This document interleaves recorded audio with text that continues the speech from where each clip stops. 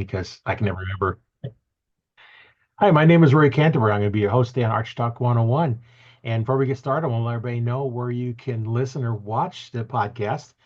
You can listen to the podcast on Audible. Just go out there and search for it. It's free to listen to, as well as wherever you get your normal podcasts, like Spotify, and there's Google ones and all kinds of different places. You can get them there. You can also watch the video on my YouTube channel, Learn to Fix It Yourself. I have a whole section just on archery stuff. And probably the best place to go watch it is join the Arch Talk 101 Facebook group because it gets up there and we have archers from all over the world, all kinds of levels, from archery instructors. I've been archery instructor for 30 years now. We have bow techs that can help you with questions like that. And we have a special guest with us today. Travis is going to be giving some words of wisdom and tips, and we're going to have fun talk with him and seeing what's going on in his world of archery. Travis, welcome to the show. I appreciate you. Thank you, Roy. If you introduce yourself a little bit and tell us a little something about you and how you got started in archery. So I'm Travis Woods. I've been around the outdoors most of my life. My dad kind of got us into that growing up. He was an avid hunter until he couldn't pull a bow back anymore in the last few years. So always taught us how to camp and fish. Hunting was one of his things that he really enjoyed. Got to watch him harvest several deers over the year and struggle with hunting alone and talking about those things. And that's kind of what pushed me towards it. Now I've got two little ones and trying to push them and trying to get them to understand how things work and where things come from is definitely something I enjoy trying to teach my youngins. So, Yeah, that's what's nice. Everybody likes to eat the meat, but they don't want to think about where it comes from and exactly. who Yeah. has to kill it for them. Yeah. My girlfriend has a hard time with it. She's like, I like eating it, but I can't see doing it. And I was like, well, where do you think it comes from? But as long as you don't try and say you can't do it just because she can't do it, Yep. and a lot of them don't, and that doesn't mean you can't be an archer. Correct. Just because Yeah. you're an archer doesn't mean you have to hunt. I talked to a lot of archers that they never hunt. They just love shooting the bow and spend their time doing that. And I've got a lot of friends that I shoot with in the ASA circuit here in Kansas that some of them don't have time for it. They enjoy shooting their target bow and just that's all they do year round. So you're in Kansas now? Yes, sir. Whereabouts in Kansas? Central Kansas. Oh, Central. Okay. Yeah, I'm kind of in the east part of Nebraska, so I'm kind of pretty much straight north of you. Oh yeah, yeah. I go up there every so often. Yeah, well, come up here next time. We'll have to connect and um, go get something to eat or drink together. And Oh yeah, for sure.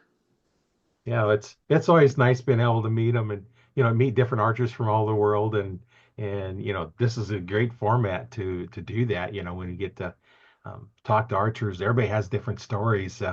Um, what's probably your most memorable hunt you've been on? So I've only been hunting for like the last 3 years. I kind of took a hiatus in it for a while, dealing with work and kids and things like. Just didn't have time for it. But in the last 3 years, I've probably my most memorable one right now is probably going to be my deer that I shot last year. Got a huge opportunity to hunt some private ground that is by draw only. So been out there a few times. I ended up getting sick right in right first part of October, and it took me out for about 2 weeks. So I couldn't even get out there, couldn't even scout for anything. And then finally got out there around October 23rd is when I finally shot my deer. That was my first one that I've ever shot. So I've got him hung up in my living room right now, just a Euro mount. But it's pretty awesome to see it. He was kind of a funky deer. Had one little kicker off to the front side, so it was neat. It was very exhilarating opportunity for me because I've never got to really harvest my animal yet. The year before that, I shot a deer, and the only thing he gave me was a frontal. He came straight in at 90 yards, and I'd been out there day in, day out, waiting for an opportunity, and I was seeing deers anywhere between 400 and 500 yards, and just never could get anything closer. And one day, just this big buck come in, did scrape and a lick at a branch and then just come beelining for me. It was probably the most scared I've ever been and nervous I've ever been, but the excitement for it was just there. It kind of gets you hooked, doesn't it? Oh, it does. It does. And it really frustrates you as a hunter too sometimes when you have to make those shots and you you you hope for the best in that scenario and you still can't recover the animal. It's really frustrating.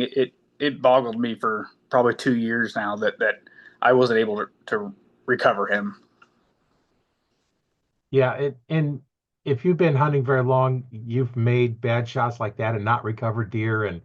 And I remember one time we spent probably 6 hours stomping through a milo field, and there was nothing there. And one had got up and run off, and wasn't hurt or nothing. And you make that mistake of hitting that broadhead on that one bone in the shoulder that nothing penetrates short of a rifle, Oh yeah. and it goes in an inch or so and bounces out.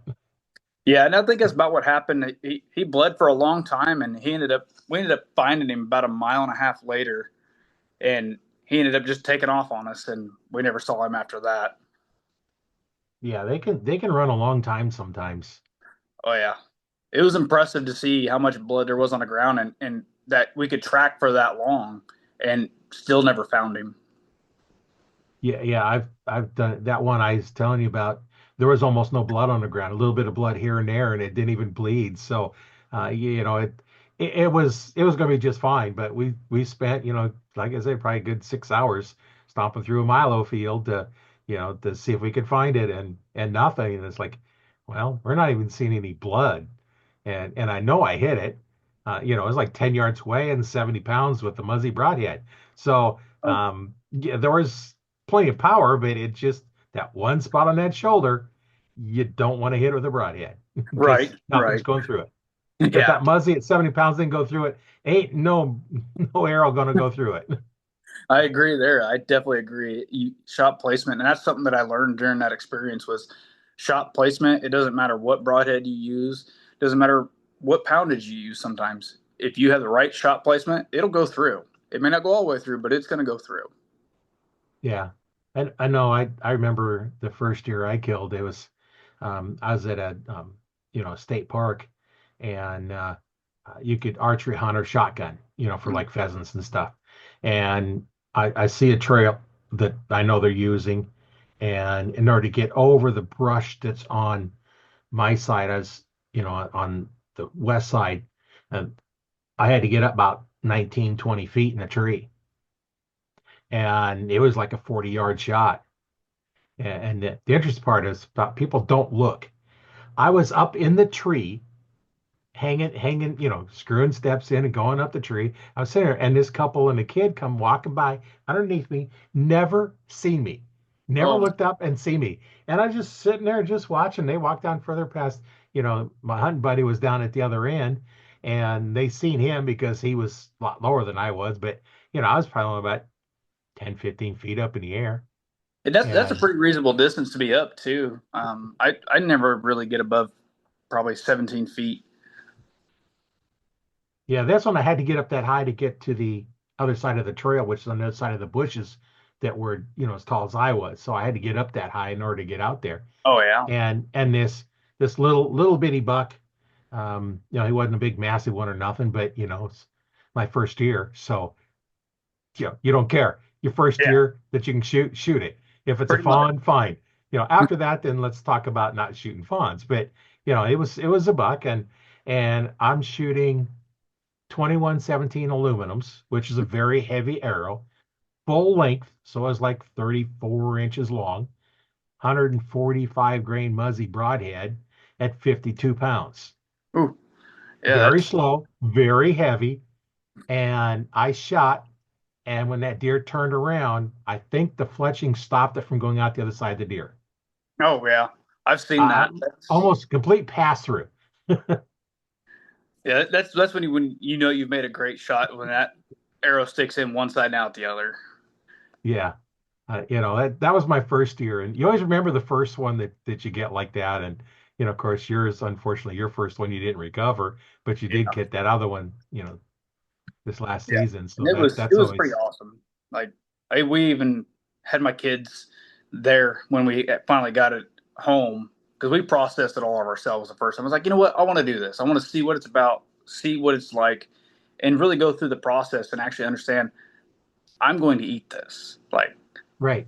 you get no better satisfaction than doing all that yourself. And then after you're done with it, you're like, I'm never doing this again. It takes up too much time. That's kind of the other way around because you take them into a place and they say, yeah, you'll get your deer back. You know, Yeah, you there's get no parts guarantee of you're gonna get. Yeah. yeah. Um, I had one place we took it in a couple times, but I mostly did it myself because I cut up the way I wanted, and everything else. But um, two of my friends both took deer in. The Mm. one was probably 50 to 75 pounds heavier than the other one. So you should have got back at least 25 or 30 pounds more meat because it was a much bigger one. They both went in to pick up the deer. They got the exact same amount back. Oh my goodness. And that'd be So, heartbreaking too, because like oh yeah, you almost build a relationship with some of these animals that you go out and hunt, and you really want to have that animal back in its entirety. So right. it's very unfortunate when stuff like that happens and you find out, and it's like, ugh. Well, and then of course Tom said something. It's like, hey, this is so much bigger. It's like, oh, okay. Went out and grabbed him some more meat. Grab some meat out of some place that he had extra meat. So, and it was also one of those places that donated lots and lots of meat to, like the Hunters for Hungry and stuff like that. It's like Yeah, you pay for the processing when you go in. So you can't tell me that many people didn't pick up the processing or donate that much meat when they've already paid for it up front. yeah, yeah. And that's kind of the weird thing too, is when you do that, like you pay for all that, you should get back what you pay for because I've never had one sent in, so I wouldn't know exactly how they judge that price of processing if they do it by the pound or by whatever you want back. So Yeah, and the thing is on a lot of that is you get to cut it up. If you cut it yourself, you know for sure it's your deer because you yeah, cut it all up yourself. You cut it the way you want it to be. Say you want more out of the back straps, more pieces out of there. You want them thinner or you want them thicker or you want the roast made in roast or you cut them up or whatever you want. It's the way you want to do it. Now I can see it, like if you want sausage made, because they're not going to make one deer's with a sausage. oh yeah, for sure. They're going to mix stuff with it and they're going to make them in, you know, big old batches. So that you're not going to get your own back. But I made my own sausages and stuff. You get the from the butcher supply house, you can get the spices and stuff. And make pepperoni sticks. And I didn't want to put them in the cases, so I made them. I shot them out into little tubes and on wax paper, stuck them in the freezer, and then they froze. Mm. And then I could stick them in there and go grab one out and go. So it's kind of nice when you do your own. You can do it however you want to do them. It's really much better, and it don't take that long once you get the hang of it. I know guy I used to hunt with all the time. We had it all figured out where we'd come home. He had a hoist that could hang it up, and it wasn't but a couple hours, and we had it all cleaned up and deboned and ready to be processed. And uh, one of the little tricks that we discovered by accident one time, we had a deer that was, kind of dirty and stuff because, going through, so we took a hose and just hosed the inside down and hosed the outside down, and that hide come off so easy. Oh really? It was amazing that soaking it separates the hide from the meat or the Hmm. membrane in between there or whatever you have, and it just kind of gets really loose and it just pulls right off. I'm Oh like, wow. because normally when you clean them, you got to really pull. No, just soak the hide, comes right off. I would have never thought that. I have a friend of ours that she absolutely loves doing meticulous things like that. So we sat there and watched her, and she dressed the whole deer off, and we were like, okay. Like she made it like it was a no-brainer and just the simplest thing ever. So it was pretty neat to watch somebody do it and actually learn how that's done. It's pretty impressive when somebody actually knows what they're doing. Yeah, the first time my brother and I did a deer, my cousin over in Iowa said, "Hey, I'll give you half the deer if you guys want to cut it up." We'd never cut one up before, so we're grabbing books. That was before the internet, so you couldn't just Google how to process a deer because there was no Google, there was no internet. Yeah. So we got books and stuff. We looked it up, and it's like, oh, okay. So we just kind of cut it down, and we did what we needed to do with it, and give him his half, and we kept our half and split it and had fun. Yeah, and that's what it's about sometimes. I mean, some people just don't know, and you're like, "Hey, I'll split it with you." Okay, cool. Instead of being money exchange, it goes back to just trading. Yeah, and I think he just didn't want to mess with it. He's a farmer, so he's figuring, well, I'd rather just have half of it and get back to farming. Right, right. Farmers don't have time for that. No, although it don't take too long. But so, have you got your kids into archery yet? So they're actually interested in it. They're kind of young still to really um, trying to get them to understand how to do it is the first step for me. They watch me quite a bit when we go to the range and things like that. Um, and I talked to them both already. Like, look, I'm going to get you one, but we're going to start with like a Genesis bow and just really work through the fundamentals. Because where they go to schools, they can actually do it through the NAS program. So I want Yeah, to get them started early, and in that way they have something they can do, and it has the discipline there. You don't have to be, you know, a huge athletic person to shoot a bow. That's right. one of the major things that people don't understand is you don't have to be this extravagant athlete. You don't have to be hitting the gym every single day to do that. Yes, there is muscle structures that you're not going to be using when you're weightlifting or whatever when you use a bow. I've seen several people and videos out there that these bodybuilders can't hardly pull one back at 70 pounds. We're like, I do that on a daily. Like, it's not hard, but I have that muscle structure built for that. Right. You have to take the time and build those muscles up because it's not a muscle you would normally ever use in your everyday life. No, that's a muscle that there's really nothing you're going to do in normal life that works your archery muscles except Yep. shooting a bow. Yep. And I was talking to a young lady one time, interviewed her on a podcast. It's probably been 3 years ago or so, and she couldn't participate in sports, but she picked up archery, and she was very good at archery. And you don't have to be an athlete to shoot a bow. Yeah, I mean, there's prime example of one of the guys that was on the U.S. Olympic teams on the Paralympic teams. He has no arms. Yeah, He has Matt world Stutzman. title. Yeah, yeah, world I've met him. titles. I've met him about 3 times already. I'm just trying to Oh, get him on the podcast, but it just seems to never work out to get him on here. But yeah, he's super busy. I was just watching a video of him the other day that he was building a race car. I'm like, okay, this dude has no fear and nothing that's going to ever set him back. So that's super impressive that somebody like that, and that's where I think a lot of people should strive to understand that. It goes back to, like I was saying earlier, that you don't have to be an athlete. You don't have to be like, oh, well, I want to be a NFL player. Well, I'm not built for that. You don't have right, to be that body style or that kind of discipline. It's a whole another world when you get into archery that doesn't matter who you are, no matter what shape or size you are, you can do it. It's just going to take practice and dedication to really understand the fundamentals and then just go from there. yeah, I know. I go up to Nebraska has their outdoor expo up at Mhm. Ponca State Park, Oh yeah. way up north in Nebraska. So basically straight north of me up here, but that's where I first met Matt. I've volunteered up there 3 times, and he's always up there. And not this last year, but the year before, this lady come through was missing her left hand. It was all Mhm. gone, and she was interested in shooting a bow.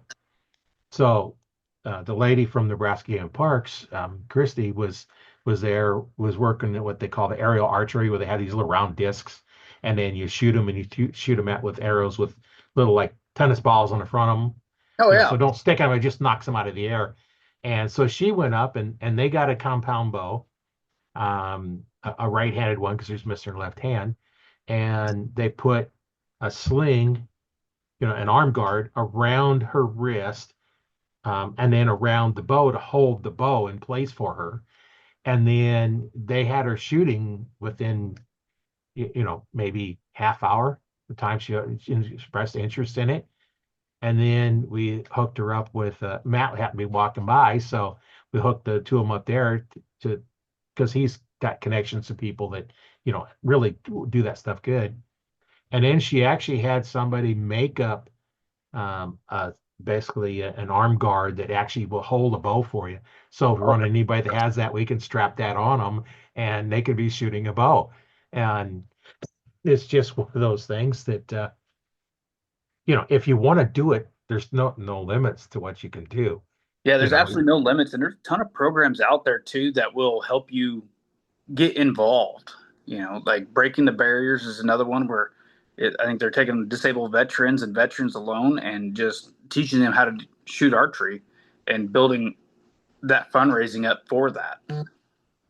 yeah, I've talked to a couple of groups that really help out the veterans and stuff and get them in the outdoors, and that's a really really good thing to help, not just veterans, but anybody that has struggles with anything, get them out there and get them outside and doing stuff. And it's kind of nice to be able to get out and do that. And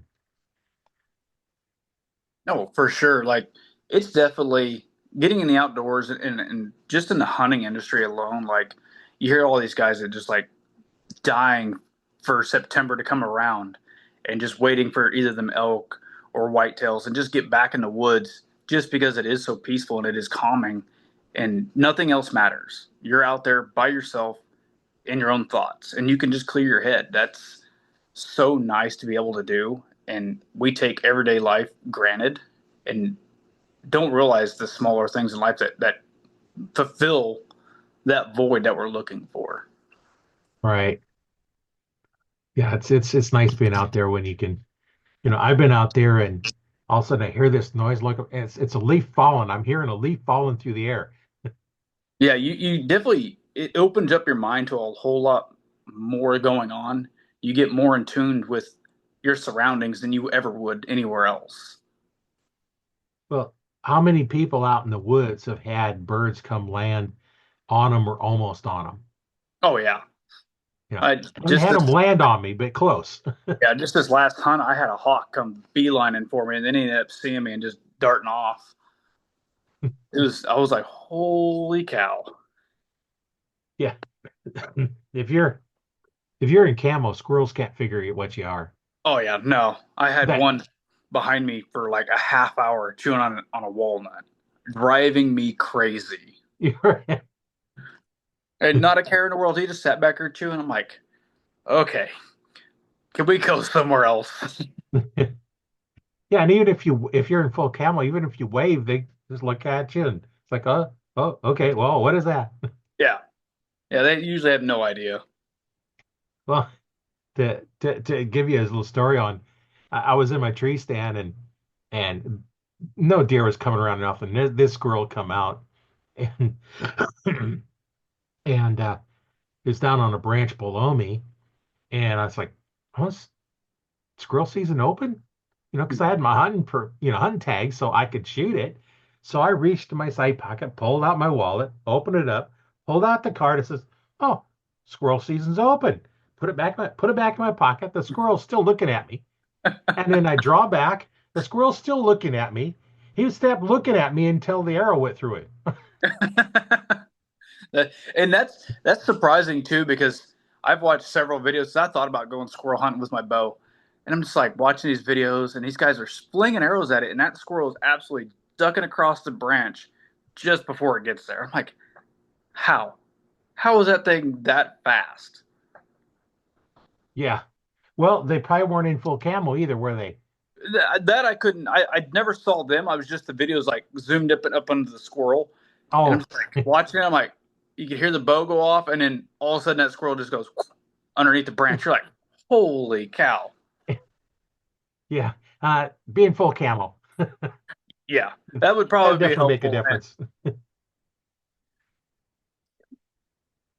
So you say you shoot ASA then? Is yeah, that I what you shoot said? Yeah. ASA, and then just this year I went to Chicago for the indoor nationals for the NFAA.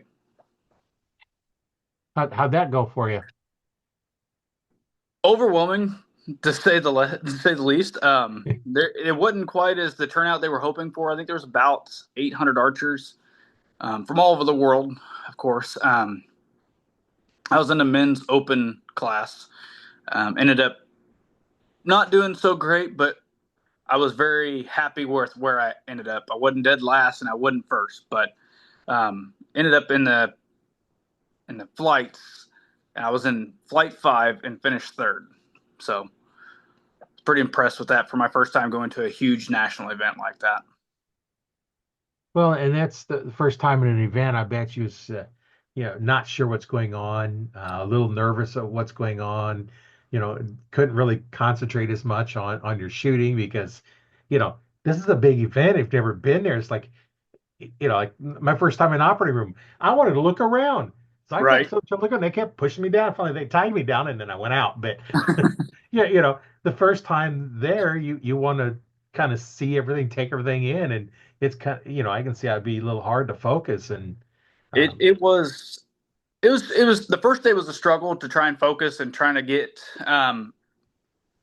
used to the atmosphere because it's one thing to be at your local shop and shooting a bow and then you've got a group of guys and you hear the bows go off, but when you're hearing hundreds of them go off and you've got a guy less than 2 feet from you, it gets pretty nerve wracking. Like you're watching his arrow, you're watching your arrows, and he's doing a little bit better, and you're like, I know I can do better than this, and it just starts compounding that nervousness that I want to do better, and you just work through it, and it was rough the first day for that. It was rough.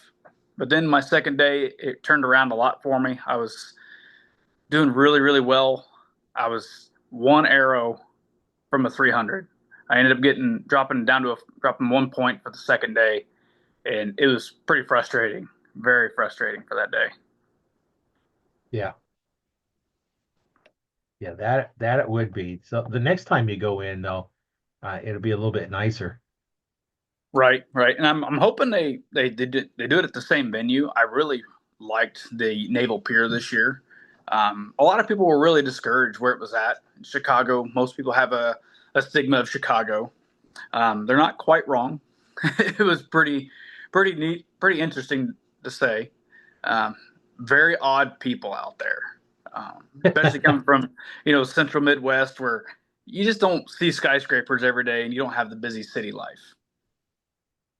Yeah, well, and it's Chicago too, so And it's Chicago. It's never quiet. Never yeah, quiet.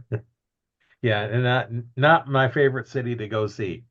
It was nice the first time, and it'll probably be my last if they don't go back there again. So Yeah, so that was your first NFAA shoot, and you did pretty good in that one. And what do you have coming up for shoots? You have anything scheduled? um, right now, no.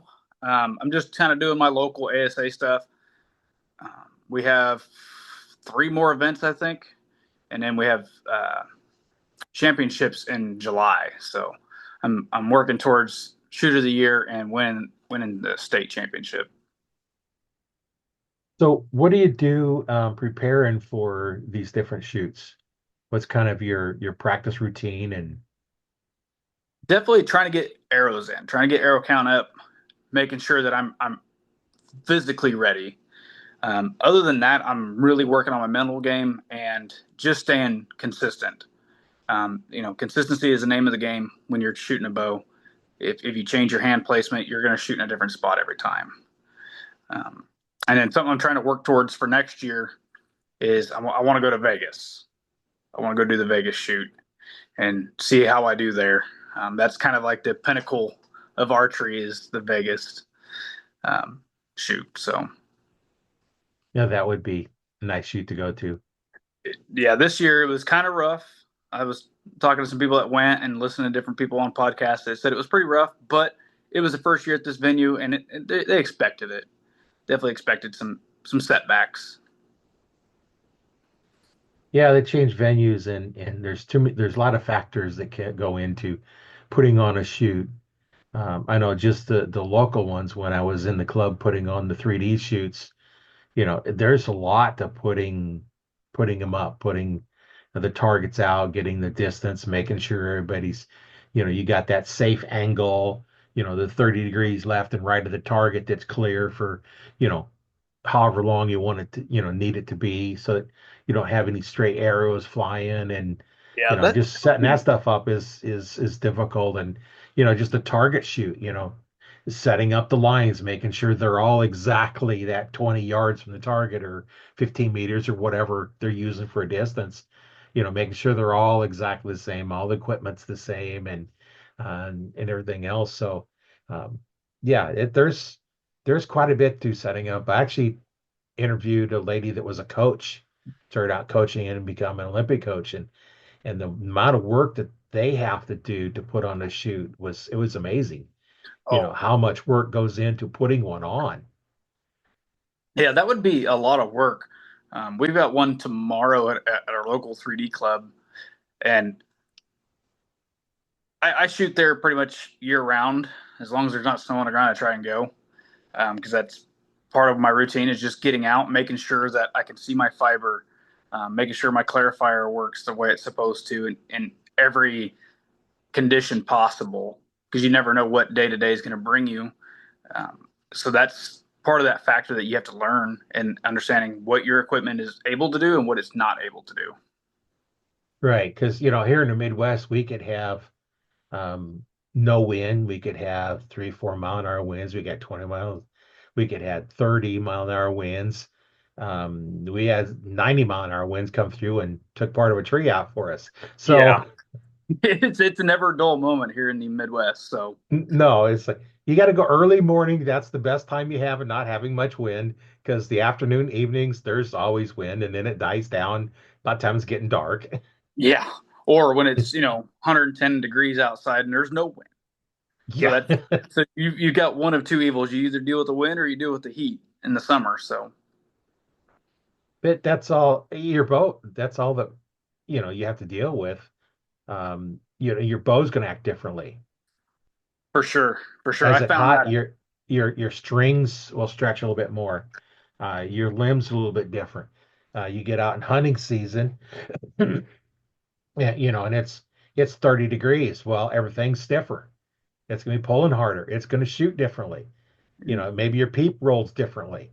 Yeah, Because and you're going to be stiffer. Like oh you're yeah, not sitting there pulling the bow back. Waiting for a deer. You're not exercising them muscles to keep them warm. You're just trying to stay warm at that point. right. And you can't get out and move around because you get to scare off the deer. If you're going to do that, you might as well go home. Right, right. Yeah, this year I kind of bit the bullet and I ended up buying me a saddle. So we're gonna see how that goes this year for hunting season. Yeah, I've seen people that have those. I actually interviewed a guy that shoots out of them. I I don't know. I haven't tried one, so I don't know. I'm not gonna say good or bad about them because I haven't tried them. I'm kind of old school. I still like to hunt out of tree stands.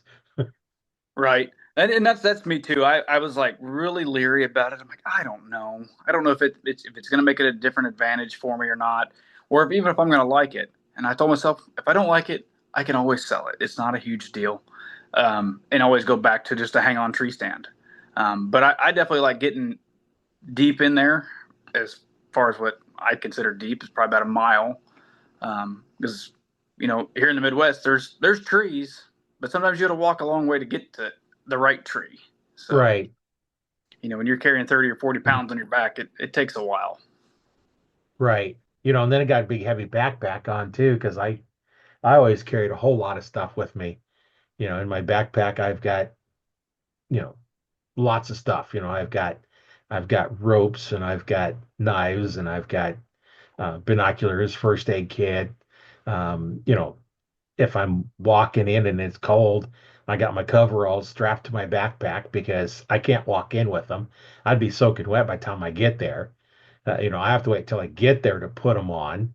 And then I'm already hot and sweaty, and then putting them on and climbing up the tree, and you have your water with you and everything else that you have in there, your binoculars, your calls, um, couple of backup releases. For sure, especially if you've got a thumb button or a hinge, you better be carrying an extra one because you will drop it eventually. Yeah, I've done that. I use a Carter Chocolate Addiction. It's a Okay. handheld, and one time I dropped it, and it's like, oh man! So I grabbed my Scott wrist wrap and put it on and use it. Now, when it gets really cold, I go away from the handheld because I don't really have much on there. I don't want to grab that cold aluminum because Yeah. it'll lock onto my loop. So it just sits there. So I just find this string and I don't have to look at it and just slide down and get it and I'll be able to draw. But the caliper one I have, it's just kind of hinges, opens up, it has the hook on it. Mm. And I can find the string and I know where it's at and I can hook it up without looking. The jaws that you open up and close, it's real hard to not do them without looking. Yeah, you Uh, definitely have to look down, and that's definitely not the moment you want to be doing that in when you have to look down and try and do that. every time I look down and look back up, the deer's looking at me. So Yeah. I don't like to do anything takes my eyes off those deer. Yeah, so that's one of the very first things I do because I shoot a stand onyx and it'll clip right on the D loop, and I just set my bow up, put it on the hook, and then I go to work and getting my bag set up, my coffee ready, whatever I need to be functional for the day. I'm getting that up and ready going after that.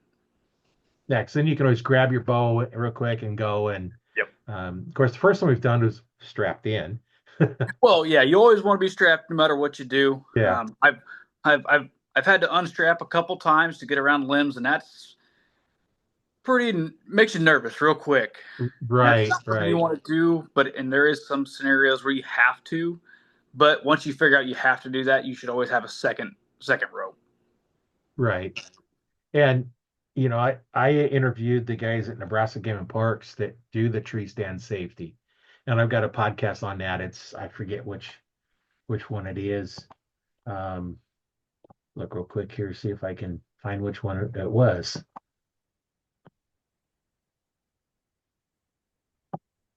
Oh, tree stand number podcast number 107 or There you go. 207. I talked to him and went through all kinds of stuff, and then you know I always knew if you're hanging off your safety strap, you've got about 5 minutes and you're dead anyway. Yeah, especially with the way these are set up. And I know there's some reform coming into those. I've seen some different stuff, and we're seeing that coming out of the lineman industry, where they have basically the same thing that we wear. So it's the same scenario. If you fall, you've got to figure out a way to get yourself up and get your body weight off your legs so you can breathe. You got good blood flow. So it's important that you pay attention to how you fall, and sometimes you got to learn that, and it's not Right. always comfortable. And a lot of the safety harnesses have a loop on them that you can drop down and put your foot in, but they're really kind of worthless. And they recommend taking an extra rope with you and you hook it around you, and you can use that to stand on. Yeah. And then you're actually tied into a Prisix knot. And there's a way that you can, we talked about it. You have to watch that podcast, but you tie basically little slip knots as close as you can together. You can put your feet together and push up on it, slide that knot down, Oh yeah. and then hang off that, put your feet on the next one, put pressure on it. The knot above it will snap open. So you're dropping down 6 inches at a time every time you do that, and you can descend down your rope. Oh, that's And pretty good. uh, yeah, he kind of showed it in that um, when I was talking to him, and it's out there. You can also watch it on my YouTube channel, Learn to Fix It Yourself. It's out there as well. But um, yeah, and that's something that we don't practice how to do that. Yeah, and And that's something that you have to watch. You got to learn it, and you should practice some form of recovery to get yourself either closer to the tree or back to your stand. right, And that's something that I think of when I'm in the tree is I try to make sure that my attachment point to the tree is as high as I can possibly get it. So when I'm in the seat, it's not at full stretch, but it's at stretch. So I'm not falling very far from my stand.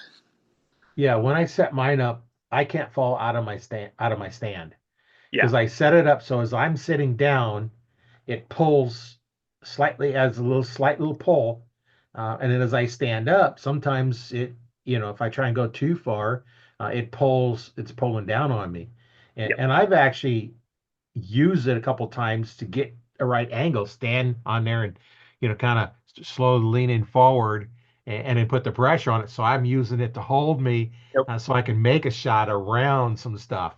Um, I don't do that a lot, but I have done that, where I needed to get out there and get around a tree where there was at, and because you don't cut down every tree so that you got clear open shots because then they see you.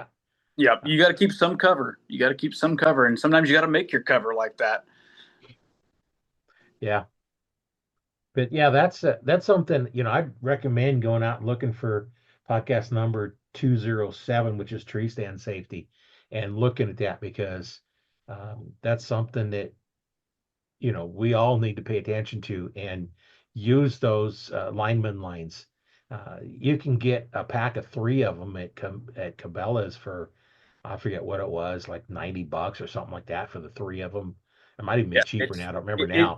it's worth every penny. If you can get an extra one, it's worth it. Like there's zero reason why you don't have an extra one because you can get them on Cabela's, Bass Pro, Amazon, and learn it. There's so many. I think on mine, like on the because I have Muddy for my safety harness, and it comes with I think with a QR code that you can watch how you're supposed to use this safely. Oh, yeah. So there's almost no excuse why you don't know how to use it.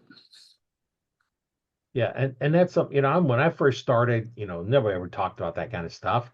I climbed up in a tree and I was just standing on the limb, Yeah, no strap. And then it's like, well, let me kind of strapped in. So I had a rope around my waist and then it went to just a belt that wraps around that has a D-ring on it.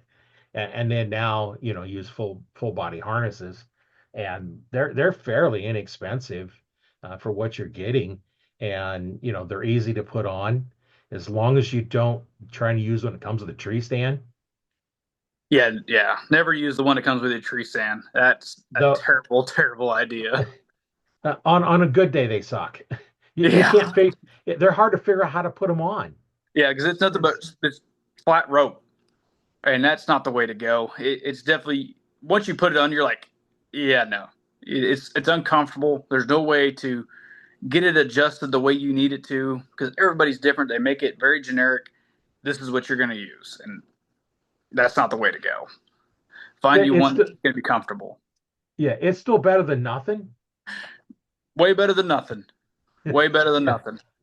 better than nothing, but still spend the money to get one of those harnesses. Muddy make like you said, you use a Muddy and they're a good quality uh, you know safety harness.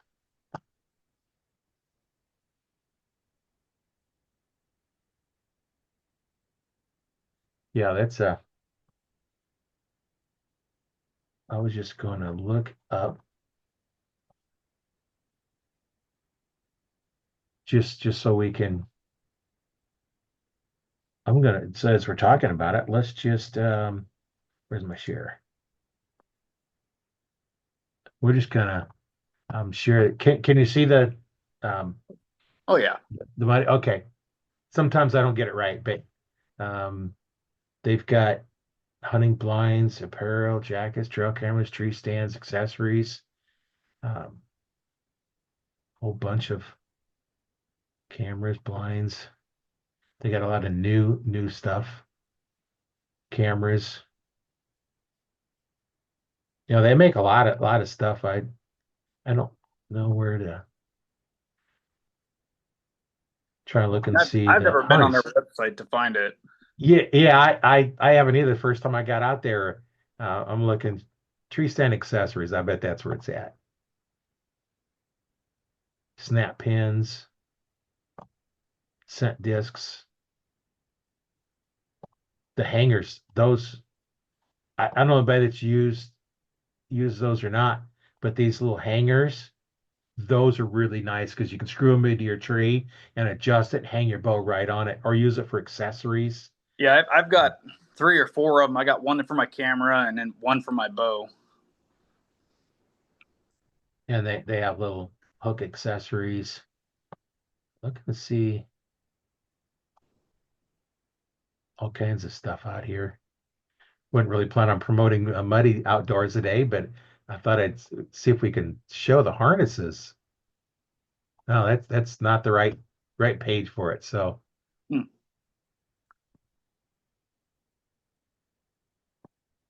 I know they have them, but oh well. They have them. We'll have to look later, but they got tree stands and look there. I don't want to spend too much time trying to hunt it down, but yeah, there's all kinds of ones out there. And that was nice. Like when I said I went to a saddle, is you pretty much have it all in one. You don't have to have a tree stand and a safety harness. You are the safety harness. It's all Right. attached to you, so it's always pretty nice for that. Um, I haven't had the luxury of using it yet, so I've got to get out and try and use it and shoot out of it. Yeah, that's well, here's oh, I just did it a different way. I just searched for it. So I don't know why I couldn't find it on their website, but muddy crossover safety harness, $120. Yep, they're worth every penny. Like you should not sacrifice your life for 120 bucks. Right. And it's got a little tether at the top of your back where it should be. And the front, straps around your legs and it buckles on. You just put it on your shoulders and buckle it and go. And then a lot of if you look at you probably can't see them too well, but they're kind of stretchy where they'll dampen your fall. Because if all of a sudden you fall and it just stops you all at once, now that hurts. This is designed to basically rip out Yep. as you're falling.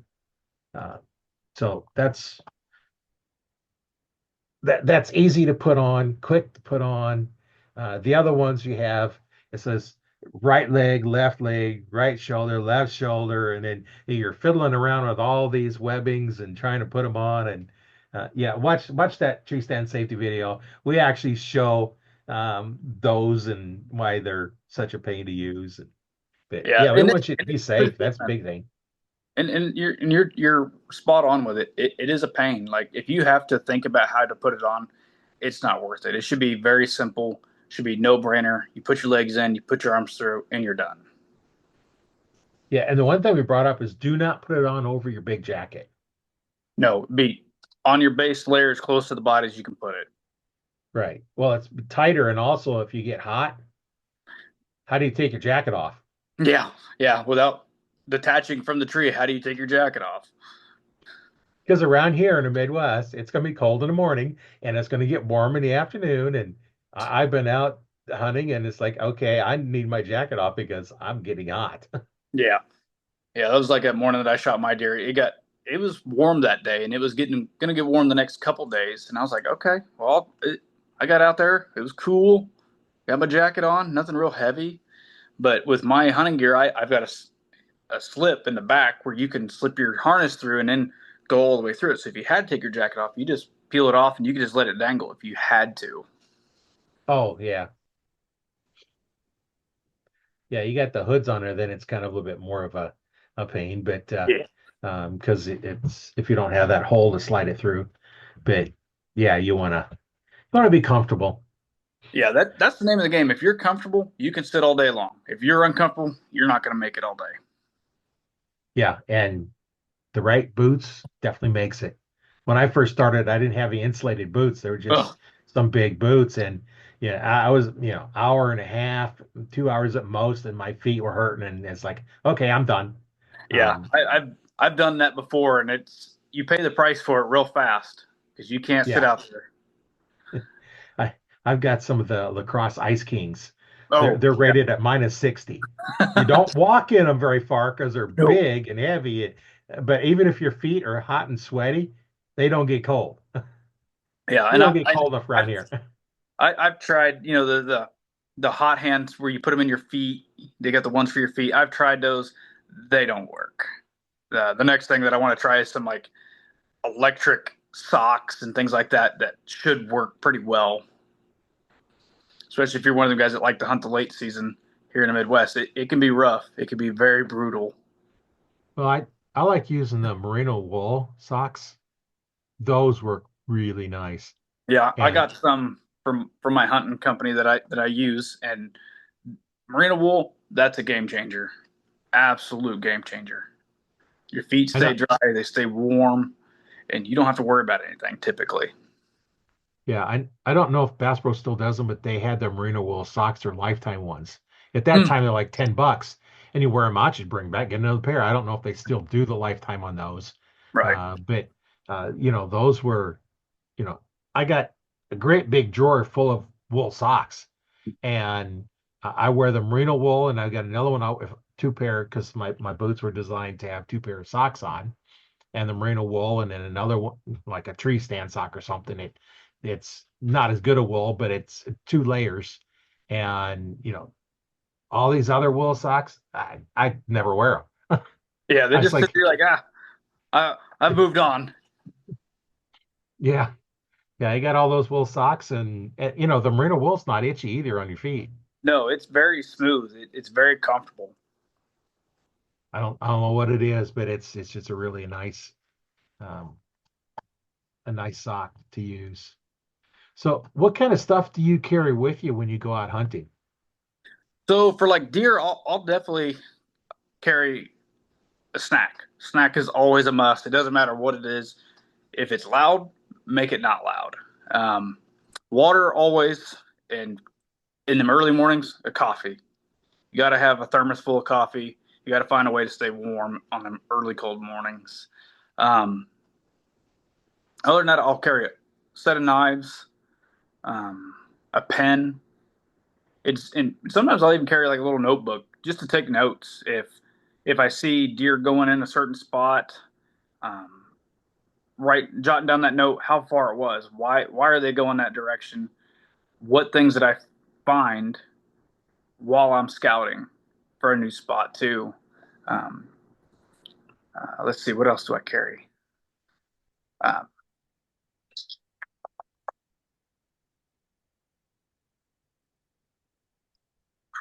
what else do I carry? Assortment of tools. Sometimes bows can be real finicky, and I will carry a set of Allens with me just to make sure that if I need to tighten up something, I've got it. Right. Yeah. And they've got those nice Allen sets that are designed for archers. So they have the sizes that are used in archery sights and rests and stuff. And you never know. Something comes loose and nice to have a tool to fix. Otherwise your trip is over. If your rest comes loose or something, and it's nice to have those tools with you. And I have a Swiss Army knife that I carry that's got a whole bunch of different things on it that I Oh yeah. keep in a little thing on my pack. And so not only that, but I keep stuff for fire starters and first aid kit, and of course water, lots of water. um, I normally carry a couple of these bottles like this full of water. um, Even in the wintertime, I just drink water. Yep. Yeah, It's important to have the water because you're gonna be sweating no matter if it's 10 degrees or if it's 50 degrees. You're gonna be sweating. Your blood's pumping, your adrenaline's going, so you're gonna be hot at times and not know you're sweating at all. And yeah. something else that I carry that's probably one of the most important things. My brother thinks I'm crazy. Is dude wipes. Like I don't know how many people carry around toilet paper or not, but I do. that yeah, like it's like one of the things you were like, oh, I didn't bring any toilet paper, and now you're using your sock.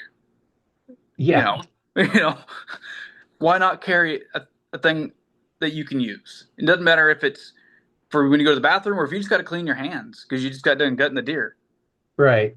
and you can leave it. It's biodegradable, so you're not hurting anything. Yeah, I know one time, a buddy of mine, when he was still alive, was hunting and come back with his part of his sleeve was gone on his in his underwear. These the long thermals he was wearing. You Oh know, man. he had to go and it had nothing. It's like he cut sleeve off to wipe. That's why I always carry a roll of toilet paper in my backpack, Yep. as well as knives and binoculars. Um, I have my Carter release that I normally use, and then I have my Scott, which is I use in cold weather, and I have another handheld, um, True, was it True Fire? Hmm. Um, it's when I had my store, the rep called me up and was talking about it, and I says, "Well, to start with, I'm not going to carry anything that Walmart carries because I was getting that same the Patriot, the real low end one from PSE because I was a dealer for PSE, and I was getting them really cheap. I was paying like $11 and selling, and they were sold them for $20. So, Yeah. um, and they said he's got this handheld. I forget what it was called now, but it was like half the price at the time of a Carter. And so he sent me one to try it out. And I use it, but it's got too much travel in the trigger. You can tell it's half the price as well as half the quality. Uh, Yeah. it's just got too much travel, and travel in a release is a bad shot. It, it definitely will create a bad shot, and it will create a lot of target panic for yourself too, because you're like, when is it going to go off? When is it going to go off? And all of a sudden now you're just punching it. Right. So as that trigger starts to move, you're thinking about the trigger moving. And while you're thinking about the trigger moving, what are you not doing? You're not thinking about your shot process. You're Yeah, not you're not moving aiming. your You have to Yep. quit aiming to move your finger to make the release fire.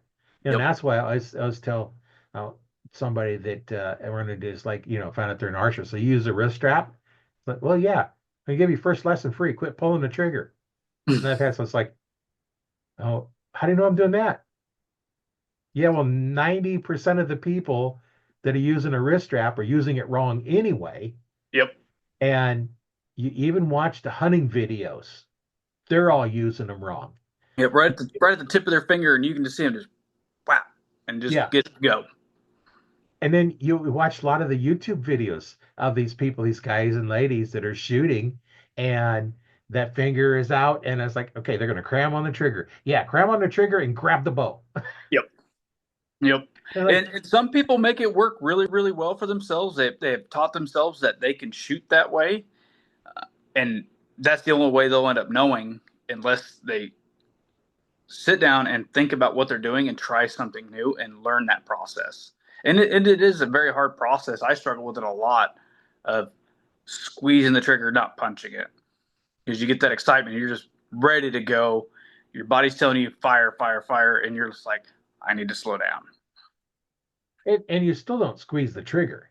You put pressure on it and let your back muscles actually fire it because you're still not moving your fingers or your thumb.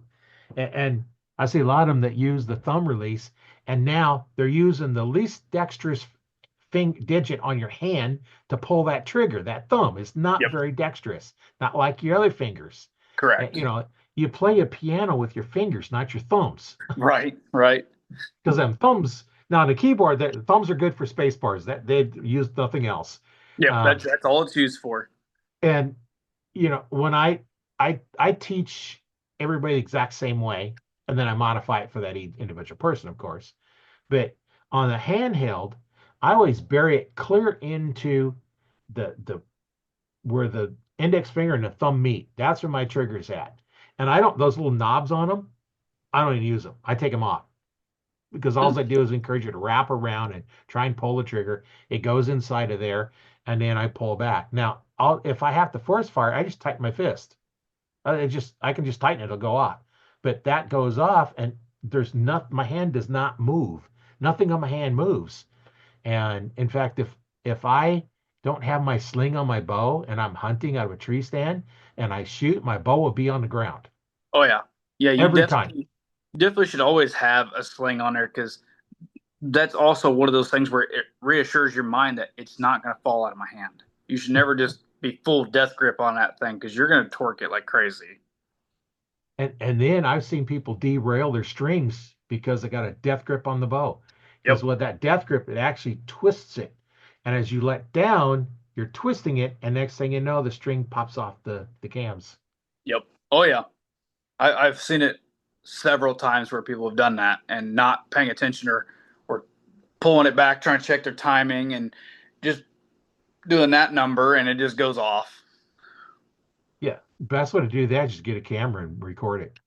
Yep. Just simply put a camera up and watch it. That's the Everybody easiest way to has do it. these things. Yeah. You could Just spend just $5 or $10 on a tripod and just have it set up right there. yeah. And that's what I tell people. I offer free service in the Archer Talk 101 Facebook group. If you want me to critique your shooting form, I've been an archery instructor for 30 years, so I've taught hundreds of people how to shoot. And it's like, just record it. Don't record it on YouTube because I don't like to put YouTube videos on there because I can't control the garbage that comes after the YouTube video. But who knows what it is? So just take it on your camera, upload it to the group, and we'll take a look at it. It's much easier now than it used to be when I first started. If you wanted to record it, you recorded it on a VCR tape Yeah. and you're playing it back and you can't do anything. I can actually take that video that's done on a phone and download it and put it in my video editor. I don't edit my podcast, but I edit my other videos I put up on YouTube. And I can go through and I can go frame, I can go frame at a time through the Oh yeah. picture. And And I then can see that's the exactly what's going on. yeah, that's one way to really show somebody too is, hey, this is what you're doing. Yes, it feels like you're doing it, but you could physically watch that thumb or watch your hand doing the thing it shouldn't be doing. Right. And sometimes getting into the right release will change how you shoot tremendously. Right. Yeah. Last year at one of the events I helped out at Nebraska Game and Parks, they had a lady down there that the release had it was a cheap release because they don't buy expensive releases for these things. People they come out these different events and they might be there once, for 2 hours, Hmm. and then they might not be there for another 2 hours. So we teach, a little bit more open stance because you don't hit your arm. When I teach a completely closed stance. But if you don't hold that bow or actually put your hand on that bow correctly, you will hit your arm. But if you hold the bow correctly, I shoot my recurve the same way, and I don't use an arm guard on my recurve. I don't hit my arm because I did the same way as I do the other one. Basically the key is between your index and thumb, that straight down to that bony part in between the thumb and little finger. Yep. And Keep it on always keep it on that one side of the lifeline, and right. 9 out of 10 times you should not hit your arm. Right. And the thing that I like to show them is like, bend that arm back and hold your arm out, and I'll push on that spot. That's connected all the way through your whole arm. And then I'll put my finger over on the meaty part by the little finger. Next thing your hand wants to twist, Yep.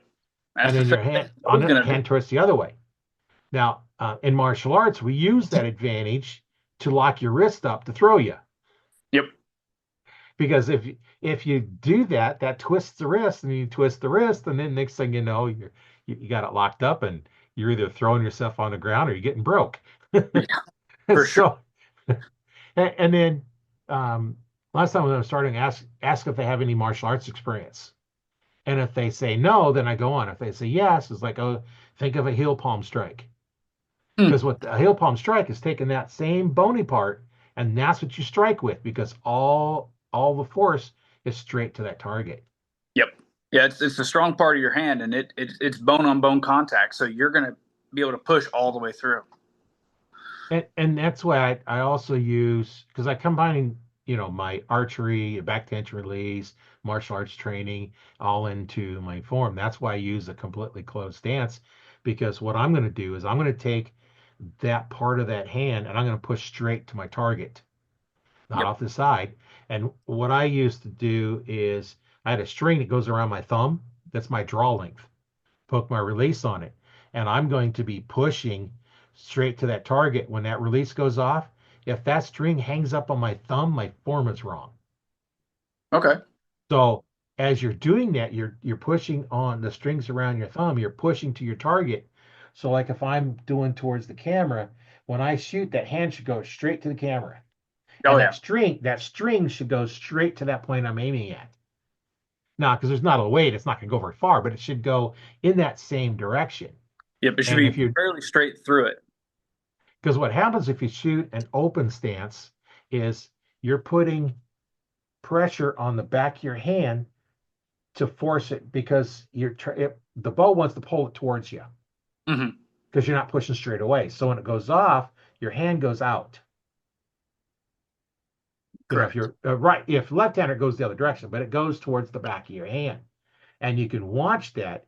Especially on a camera, if you can get up above, you can see that hand is moving sideways. And as it moves sideways, it's like how much pressure are you putting sideways? As you start getting more tired, are you putting more power into holding that arm from collapsing on you? Very true. I mean, and that's one of the other things too is you always want to keep that bow shoulder down. Right. A lot of people you'll see them as they start getting fatigued, that shoulder keeps coming higher and higher and higher, and then their shot starts deteriorating, and they're wondering why. Well, one, you need to build up your stamina. Two, you need to keep that shoulder down. That's why they teach a certain way of drawing the bow. Keep your release hand up high, your elbow high, and your shoulder low, and then you have the ability to pull through and get into your anchor points. Yeah. I see lots of times they'll raise that arm way up and try and draw and pull it down. Well, now you're trying to pull down, which is weak. So what I teach actually is point your hand towards the target, lean slightly forward, which also actually raises that arm up slightly because it's pointing at the target as you're leaning over, and you draw and you stand up. What happens if you don't do that is now you're leaning back. Yeah, yeah, you And can. now then that puts the shoulder in a weird position. And if you don't keep that shoulder down, you're going to have rotator cuff problems. You're probably going to need surgery on that shoulder. Yeah, And and that's that's what a lot of the definitely old as an archer, archers that's had. something you don't want. Yeah, a lot of the old archers had that problem because one, they're drawing, quite a bit of weight, and that shoulder is pushed up, and you always watch that. I like put my hands on the shoulders, like relax the shoulders, like oh, shoulders drop down. And it's so much easier, and you see them, they'll draw across their chest, and raise up. Well, for one thing, you're using your chest muscles, which is weaker than your back muscles, and you're using your arms, which is weaker than your back muscles. Get up there, squeeze the shoulder blades together, that iron automatically comes back. You're going to pull more weight. And I see And you're them not in going to hurt videos all yourself the at the end time. of the day doing that too. No, You pull in the front of you, you're putting stuff in the way. You could injure your biceps or something like that because by that time you're doing that, you're using bicep force at that point. right. And your bicep can only take so much abuse before it finally gives out. Well, and then when you look at, I see a lot of wrist straps tied onto the hand. It's not Mm-hmm. it's not a hand strap, it's a wrist strap. So if you see, I don't know if those watching you can see, but if you're not watching, take your hand and rub from your little finger. Hold your hand so your palm is face away from you. Take your finger and rub along your little finger, and then you get to the wrist, you're gonna see that little bump drops down. You want your wrist strap to be above that on the elbow side of that wrist. So now as you're holding that, your hand can move independently. If you put and hold on that, you can't move your hand. Now, to see the difference between that, hold it out in front of you, grab your hand and pull. Where do you feel the pressure? You feel it in the wrist itself and the shoulder. Now, grab above that joint and pull. You don't feel it in the wrist because there's no strain on it, and you don't feel it in the elbow. You can pull with the back muscles, and that's where you're going to pull, and that's kind And of a definitely keeping that wrist strap from being extremely tight. You want it to be about as tight as maybe a wristwatch. You want some play in it so you can pull through it. yeah. You just don't want it so loose that it slides over that bone and Yeah. onto the hand because now then that moves the release forward, and just on a wrist strap, You take from the tip of the finger, go to the second joint down is where the trigger needs to be, not at the tip of the finger. Firearms, yes, you want it at the tip. Archery releases, you want them that second one. So what you can do is you're going to curl your hand around so it's nice and relaxed. And now you're going to all you can do is just put a little pressure on it. If you don't put pressure on it, it's never going to go off. But as you pull back, you can fire it. I take my wrist strap and my handheld and I shoot them exactly the same. I don't change anything except where my hand touches my face is different. Now my knuckle on the index finger is in that pocket behind the jaw, right at the base of the ear. There's actually a Correct. pressure point in there. Now, when using the handheld, my ring finger is at that spot, but I have a kisser button and a peep, so the string doesn't change.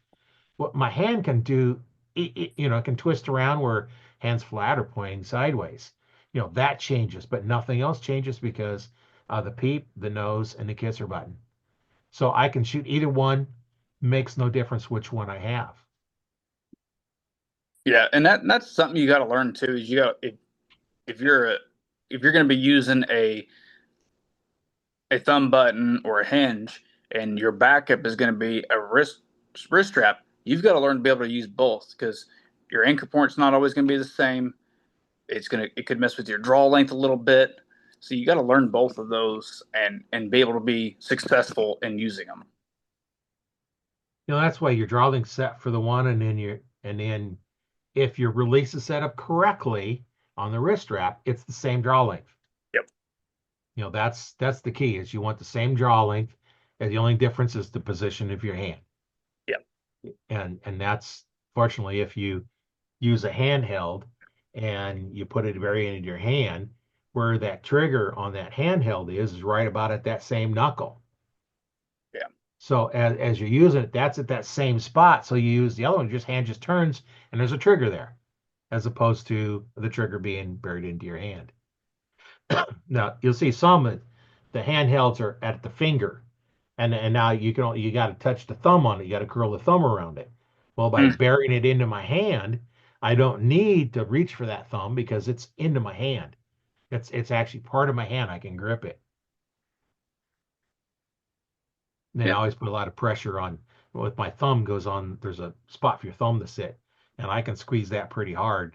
And then as it come back, now anytime you use one of those, not a beginner, don't grab a handheld release because you're probably going to smack yourself in the mouth. Yeah, I yeah. think we've Buddy all of been mine did there, done that. that at least once. Buddy of mine did that with just a regular wrist strap. Mm. He didn't learn the concept of put your finger behind it. He was a finger shooter for decades. Oh yeah. And first thing it is to get, and it's like, damn thing hit me in the mouth. And it's like, it failed. No, Mike, you pulled the trigger when you drew. Yep. Keep your finger behind the trigger. I always have an indent on the back of my index finger on the nail side because I put my finger behind the trigger, and it's such a stretch to get it back there because the trigger is here, so I got to get back past it. So I Hmm. got some pretty good pressure forward on it. So as I'm drawn, it's not going to go off because I'm forcing that trigger forward. And then I pull my finger out and then rest it on there. When I get ready to start my shot presses, I put a little pressure on the trigger and then pull through. Yeah. Yeah, that's definitely something you got to watch for, and because you're going to make the mistake at least once, and you're going to learn it. Going, I ain't never doing that again.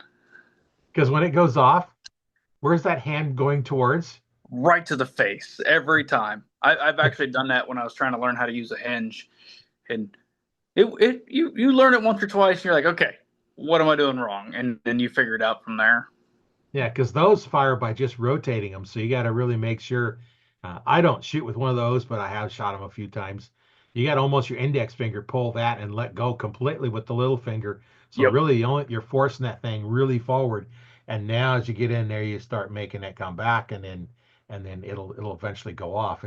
You fire them slightly different than you do, a regular handheld. Those hinges are a little bit different. But Yep. I A know little guys that hunt thought with the process hinge. goes into it. Yeah, I know guys that hunt with the hinge. Yeah, I couldn't. There's no way. I'd be so nervous the entire time. Well, they shoot thousands of shots with the hinge, and it's just True. normal for them. I just like I hunt with my handheld because that's what I shoot all the time with it. And it's nice because I can just hang it on the bow and let it hang there and look at the deer, grab the string and slide my hand down. There's the release, and I don't have to look at it. Yeah. And most hinges you can't do that with. There's very few out there that have that ability to just clip it on and it's there. Yeah, there. I don't know if I've seen any actual hinge that you can do that with. There Yeah. may be some out there, I don't know, but Yeah. I don't know if even the Ibex does it or not. yeah, not something I'm gonna try. I definitely don't disagree with you. Once you find one you like, you try to keep with it, and because that's what you know and that's what you've learned with, and you know all the ins and outs of it. Yeah, and the thing I can say for beginners, buy a cheap bow, buy a cheap arrow, get a cheap sight, cheap rest, buy an expensive release. Yep. Release and probably I would say probably rest would be my second thing you would probably want to spend your money on, just because a lot of places want to put you into a whisker biscuit to start you out. That works until you're like, oh, I want to start tinkering with arrows, and well, then you start putting some helical into that fletch. You're putting some offset into it, and then you're wondering why you're tearing up your fletches, or it's just not hitting where you want it to hit. Right, because you do have 100% contact with your arrow Yep, because that 100% fletching contact. has to go through that biscuit. Yep. Um, it's good for somebody that is just starting out that wants to try and torque their bow Yeah. because it won't come off the rest. Um, but other than that, if you want to be accurate, you're not going to use a biscuit. No, Um, no, that's you're definitely just a bare shaft and just figuring out what bow you want to figure out and shoot. So, yeah, and a lot of the kits come with a biscuit just because it's inexpensive and you know uh, yeah, like you said, that's kind of probably going to be the second thing you want to upgrade on your bow. And there's no reason why have to go out and buy the high dollar bows. yeah. I know, Matthews and Hoyt and PSE and, those are kind of the three main original ones. But then you've got Bowtech, you've got Elite, you've got, uh, I'm drawing a blank, some of the other ones, but Yeah, and that's like one of the big things too that I've seen out and about. Sorry, I got to grab my charger. My phone's dying a little bit faster than I thought it would. oh, Um, yeah. So like, and that's like one of the big things that Bear did, and it's super impressive that they came out with a um their their lineup where you could get a full bow setup for $600 or $700. Like you just don't see that very often.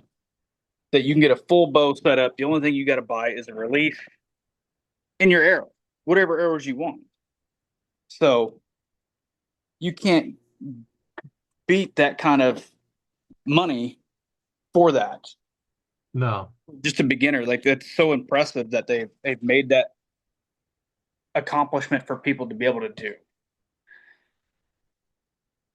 I know about 25 years ago when I had my store, I bought it in 2001 and then I sold it in 2004. But I had PSE had their Nova bow, which they also the Dan Fitzgerald bow for a while because he sponsored it. And basically, it's all the same bow. They just what name they put on the bow. Yeah. And they had three different draw um, weights in them and lengths.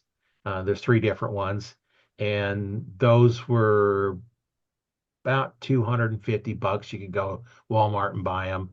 And I sold mine a little bit more than that because you couldn't price compare Mm. because I got the bow, it was set up.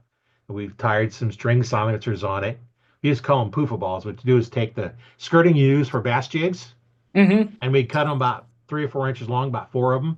We'd wrap them around the string and then we'd use end loop serving on it, tie them really tight and pull them and cut them. They form little balls. We'd put that on all of them.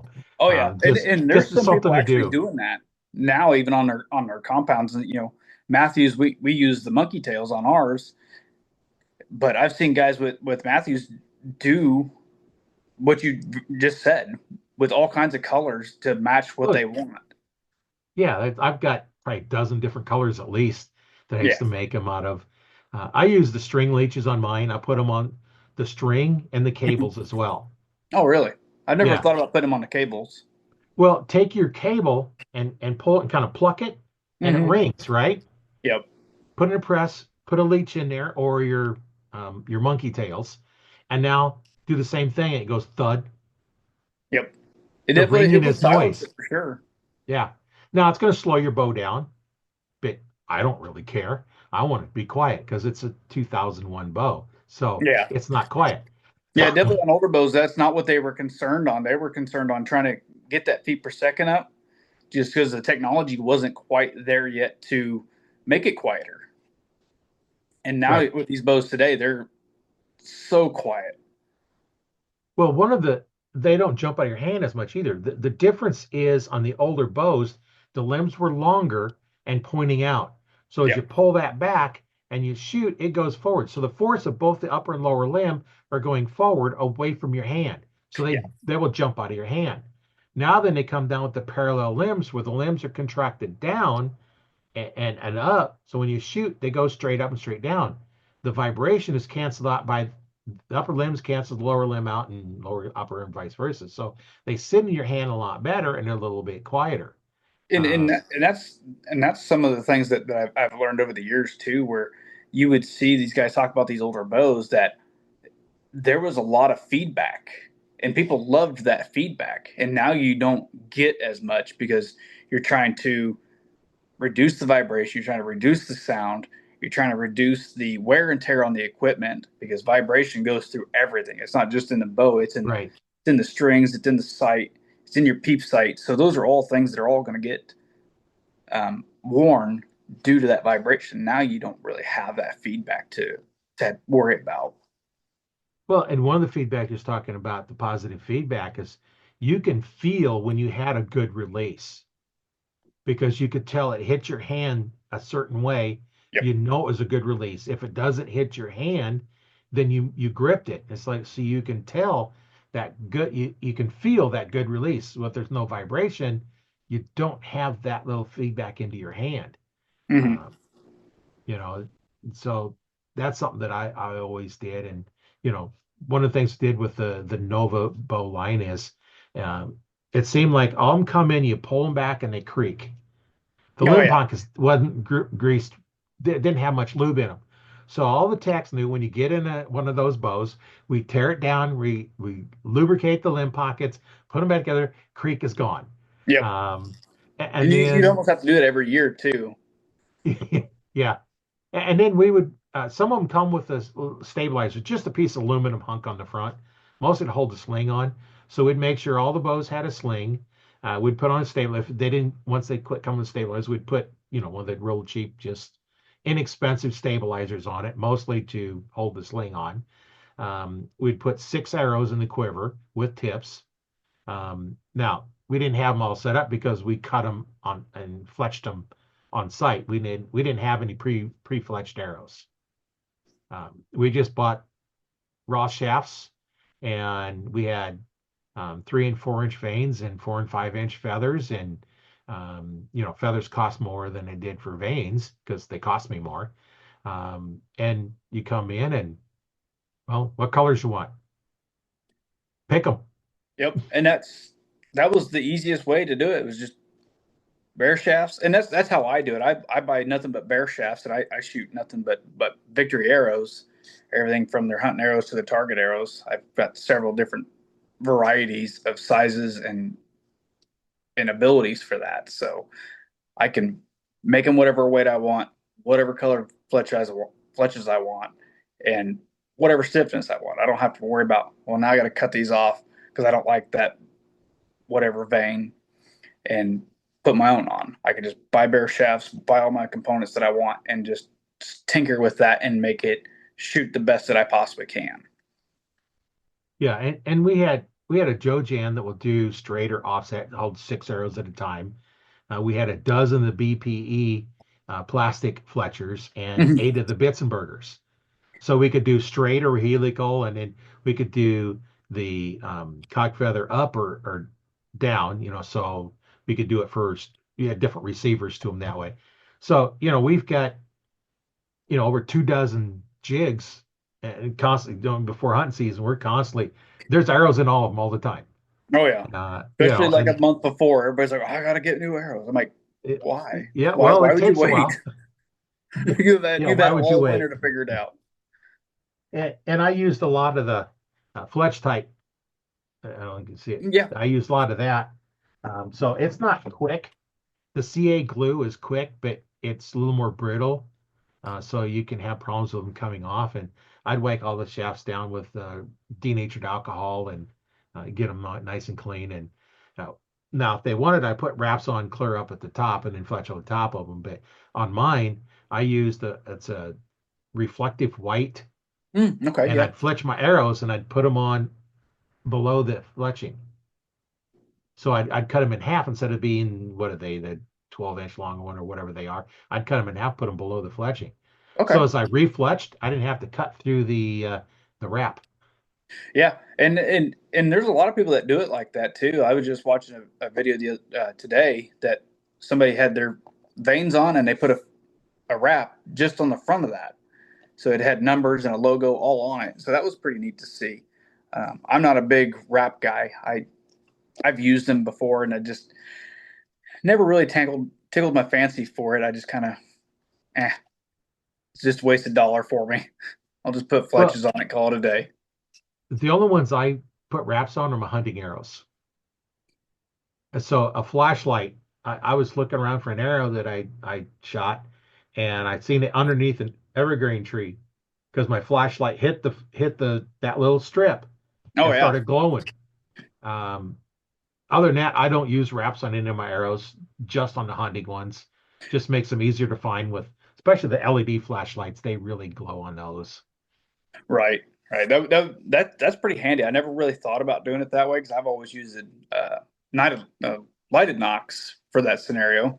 Just because you can see that thing middle of the day or middle of the night, you'll be able to find it for sure. Right. Nitrogen oxide. I had my arrow set up with Illuminoc, and I shot at this deer, and I did not see this branch that was between me and the deer. Mm, Well, the arrow caught the branch. What come flying out? The Luminoc. yep, I found the arrow. I didn't even look for the Luminoc because there's no way I could find it. Because a little bitty knock this, it's not lit anymore. yep, yeah. It was broken, done and gone, and it's like, ah. Yeah, And it went flying out, and that how you turn them off. You just pull them out slightly, and you yep, shoot, it turns them on. And now they got some now that there's a little button that pushes to turn them on you something. But the Luminox that time was just a wire that they pushed in and made contact. And yeah. That's what I shoot now is a Luminox. I ended up testing out some Halo Nox, and I didn't care for the brightness and the way the knock fed on my serving. I just didn't care for it. The Luminox seemed to be a little more loose on there, and that's what I kind of like. I don't want it to be a hard snap. I want it just to be a slight click, and that'd be it. so that with the other ones, you could have put a little bit thinner serving on Yeah. and taken care of that because there's different thicknesses of the center serving. Um, but why would you want to redo your center serving just for a knock?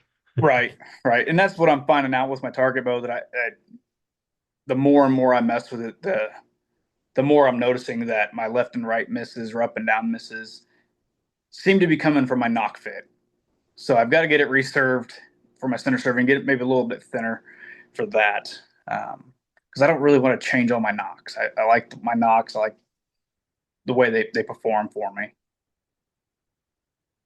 Well, and you can get your center serve different thicknesses. You can try the one that's using now and drop down just a little bit. You might Yeah, have to, do a different type of serving too, because there's several things you can use for center serving. yeah. Um, And for me, I only use all natural colored strings. I don't like a bunch of the wax that it comes with it. So I try to keep it very little wax so there's not a lot of stretch in it and it'll stay fairly consistent through the life of the string. do you make your own strings or you buy them? I buy them from my shop that I'm sponsored out of, Kansas Archery Center here in Manhattan. And it's electric bowstrings. He makes them there in house. Yeah, because I when I had my store, I used to make all the strings. It's nice if you can make your own strings or have someplace quick, a shop that makes them instead of ordering them in and waiting Yeah. for the shipping. And um, I had a guy one time call me up. It was probably an hour or so before we closed, and he said, do you have a string or can you make me a string?" And I think he had a Darton or something because the cams on the Darton are thinner than normal cams. Yeah. And I says, "Well, I can make you one tomorrow." He says, "No, I got a tournament tomorrow. I need it tonight." It's like, okay, stop on out. So he stopped in, and I was going to take care of him. It's just if he's got to do that, he needs a string. He needs a string because after he got done, he'd have to go to the range and shoot it in and make sure it all set up right. Yeah. So he comes in and knowing it was, um, had that skinnier one, I looped out the string, got it all ready, started putting the serving on, tested in the cam, and it was too big. Mm. So there's a couple ways you can do it. You can drop a couple of strands or different serving, and because there's a lot of range, a lot of them are like 12 to 14. Yeah. So I don't like odd numbers. If you do them at 14, I can drop down to 12 because the strings are plenty strong enough. That's why they give you a range good for your thickness. So I took that, basically threw all that material away because it was not worth trying to undo. It took me longer and it wasn't worth it. So I made another string. That one worked and got it all going back on his bow. And I think we're 45 minutes into it. Then he's going to go shoot at night. So I basically made a string and a half in 45 minutes. That's pretty impressive because that that means you didn't have any stretch time for that string. You didn't Nope. pre-stretch string like that. You just made it. Right. And the way I use 8125, BCY is 8125. Mhm. And there's very little, if any, stretch in that string. And the way I make them is different. A lot of them, like your zebra strings, the white is one strand, the black is a different strand. They're not tied together. Yeah. I wrap my first color on, I tie the second color to the first color and wrap it on, Okay. and then I tie those two ends together. Hmm. And then I'm putting in my jig and I'm forcing out as far as I can. And now I turn the arms because they're like two arms. I turn them and it puts lots of pressure on it. And I'll pull and stretch them. So I've stretched that string before I even do any serving on it. Oh, that's good then. That's really good. So that's why I don't get stretched in my strings because I'm not making them stretching them after I've made them. I've pre-stretched and I put a lot of force on them and probably not the best for the jig, but do whatever. Yeah, it does the job, and that's what you're looking for it to do. And if you're not getting any complaints out of it, so be it. Yeah, and then I put it back out, where it's supposed to be, and I'll look and see what it's this supposed to be, and now then I can look at what the length I want and how many twists I put in it, and there's like 3 or 4 twists per inch is what you normally put in a string, so I can increase that a little bit if I need to, and then I will serve the one end. I always serve the loop underneath so I don't have any loose strands. Like a lot of them, you see all these loose strands. I Mhm. serve that. So it's all together. So you don't have to worry about, okay, I didn't get those all the way on. I got part way on. Now I broke one of the strands. Gotcha. Yeah. So I serve the end with it's a very thin serving. So I serve that and then I get that ready. And now then I will serve that one end and then I'll do the other side, once I got them. So that's locked in place. Then I'll serve the center and then I pull it in and serve the other one there and then do the center serving. And on a compound, you don't need much center serving. No, you really don't. You only need a few inches to get what you're looking for. Maybe an inch or below your knock point and an inch below. That's all you Yep. need. Now recurves, you need 3 inches up and 6 inches down. Yeah, because you got to be able to string. You got to be able to string walk. Well, not only that, but you're hitting your arm guard. Yeah. Yeah. Yeah. I wouldn't have thought about hitting your arm guard, but yeah, that's definitely what you'd want because that'll keep you from tearing up that string a little bit more. Yeah, because the serving hits the arm guard and not the strands itself. Yeah. And so it don't take long to make a string. Even when I've made one for a while, they don't take me that long. I remember, and just serve them and then go from there and tie off the end There's a nice way. If you're watching some of my videos, I show you wrap around and go out a little ways, and then you run it the other way, and then you pull the string, and then you unwrap it, and it pulls in and pull it tight, and you're done. Yeah. You know, first time I seen a guy do that, it's like, what did he do? So then I sit there and it's like, okay, I figured out what he was doing. It's like, oh, that's because it was so cool and slick, because he got done serving it, and then he just pulled up a loop and then served it inside, going back towards where he's just at, and then pulled it out. And I normally loop it around the end loop and then start wrapping it around and then pull it. And I always use them. And now when I tie on um, loops, I've got a set the center shot. I have a laser you put on Mm. where your sight is. You take your sight off if you don't. So you bolt it into there, and then while it's in your bow press, you shine that back the laser and adjust that laser in and out until it's right centered on your string. Hmm. Now then you take that laser, you start running out down your shaft, and you adjust the rest until that laser is pointing at the tip of the arrow. Okay. Now you're perfect center shot. That's it. It's Never thought perfect. about doing it like that, but that's Yeah. And it's a laser. You can get them. They're a lot cheaper now than it was when I first got my first one. And then when you get ready to set your elevation, or now you've got your left right is good. Now your elevation. So now then you adjust your rest until that arrow is about halfway down that burger button. yeah. Now, traditional archers know what the burger button is because that's what they shot off of. But it's the best of the bolt to hold your rest on. Yep. So you want about halfway down through there. Now then you put a level on your string and you want it to be plumb. Then there's another level that you put on the tip of your arrow. So now you want that to be level. So with those two, now you have a perfect right angle. And then when I tie on my loops, I fold them in half and tie the upper knot and then pull it down next to it. And then I tie the bottom one, pull them up, and I squeeze them together. And with the arrow in there, I'm going to put like an Allen wrench or something, and I'm going to pull really tight. And Yeah. now then, there is no gap. That arrow will not move up and down any. It's locked in there by the serving. Now, I've seen some insist on tying a knot above it. You're not going to get your best flight, Yeah. guaranteed. Yeah. Uh, There's a lot of people that are discussing that right now that you don't need the upper soft knot. You don't need it. nope, You just need the lower one. And that way it gives that arrow just a little bit of cushion and you'll get a better results out of your arrow flight and you'll get better um, abilities to get higher points if that's what you're looking for. right. You have more And success that way. the reason why you don't want that is because as you're pulling, the top knot pulls and the bottom knot pulls. Now you're not centered around that shaft because you got a gap. So where the center that it's pulling from is at the top of your arrow, not at the center of it. So now when you shoot, that force is going at the top of the arrow, not through the middle of the arrow. So the easiest way to see that is put a pencil on a table and take your finger and push on the eraser straight towards the tip. What's that pencil do? It moves straight. Yep. Now, slide your finger over a millimeter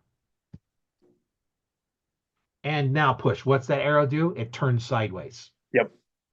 That's Yep. You what you're definitely doing. want your pressure to go through the center of that knock, center through the arrow, and through the tip. You never want it to be able to be one side or the other or up and down because it's going to make some weird paper tears. You're going to see some funky flights, and you'll see it, especially if you're shooting longer distance. You'll see that funky flight. Sometimes it's the wind. Most of the time, it's going to be the way you have it set up. Right. And I can take a perfectly tuned bow and shoot a perfect hole or shoot a terrible hole. Yep. It's all in your release and your grip. Yep. 100%. And And that's I've had some say, I cannot get a good tear out of it. And I almost tell them it's like, you know what? Let me shoot the bow. I'll get a good tear out. First I'll do is I'll put my laser on it, make sure you're center shot and make sure you're level. Be level and center shot. And if that is okay, then most likely it's your form. Uh, yeah. And I did that before I went to Chicago. I was doing my paper tune, making sure that it was right. and I could get it close, and it would shoot great. Like I had a little bit of a tear. I think it was to the left.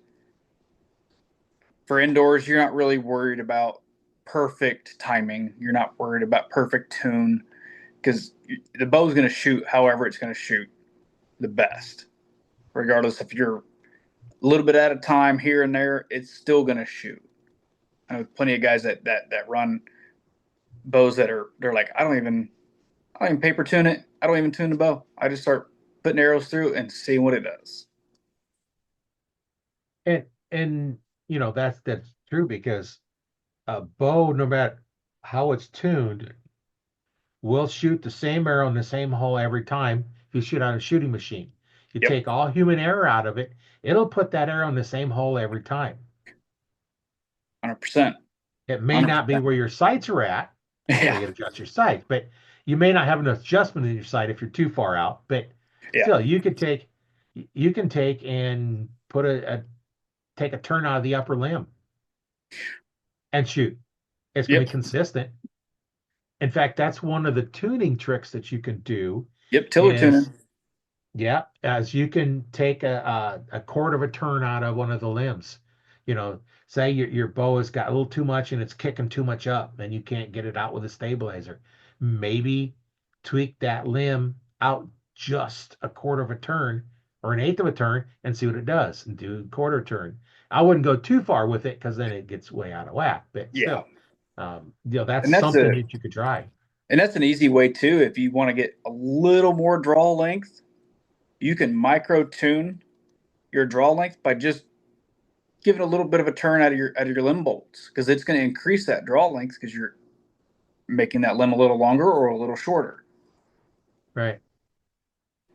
And that's those are all things you learn over time, and it's something you should play with because all you gotta do is put it back to the way it was, and you be perfectly fine.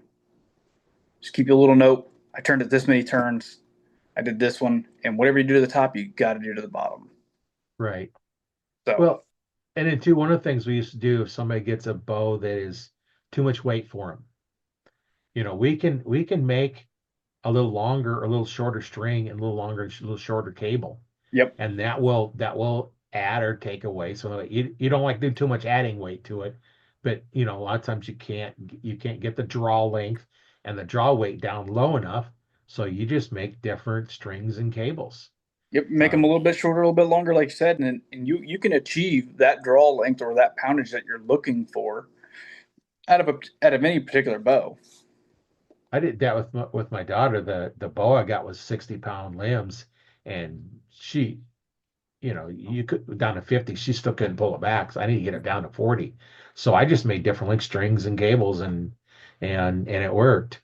Um, I had one guy come in the shop, and he wanted a bow, and the draw length he needed the different cams. So they sent in the new cam and still waiting for all the stuff for it. I was waiting and I says, okay, what are we waiting for? Well, we're waiting for a string. Got the cam. I said, send me the string, send me the cam, and how long a string do I need to make? So they sent the cam in. I made a string. Yeah, it was a target bow. It was kind of a maroon color. So I made him a silver and a mountain berry string, Oh, which that'd is be basically nice. kind of a maroon color string, and to fit it. Well, then it was just the plain black strings or cables, and I said we can't have that, so I made cables to go with it too. He Yeah, he was there's he was from Israel, okay. so then a couple of his guys over and brought it back, and finally he got his bow.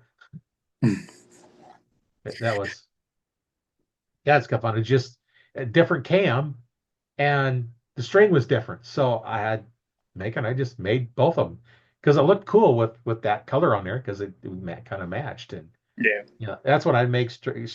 People say, "What color? Well, what color you want? Black? No, you got to and have that's something part of else."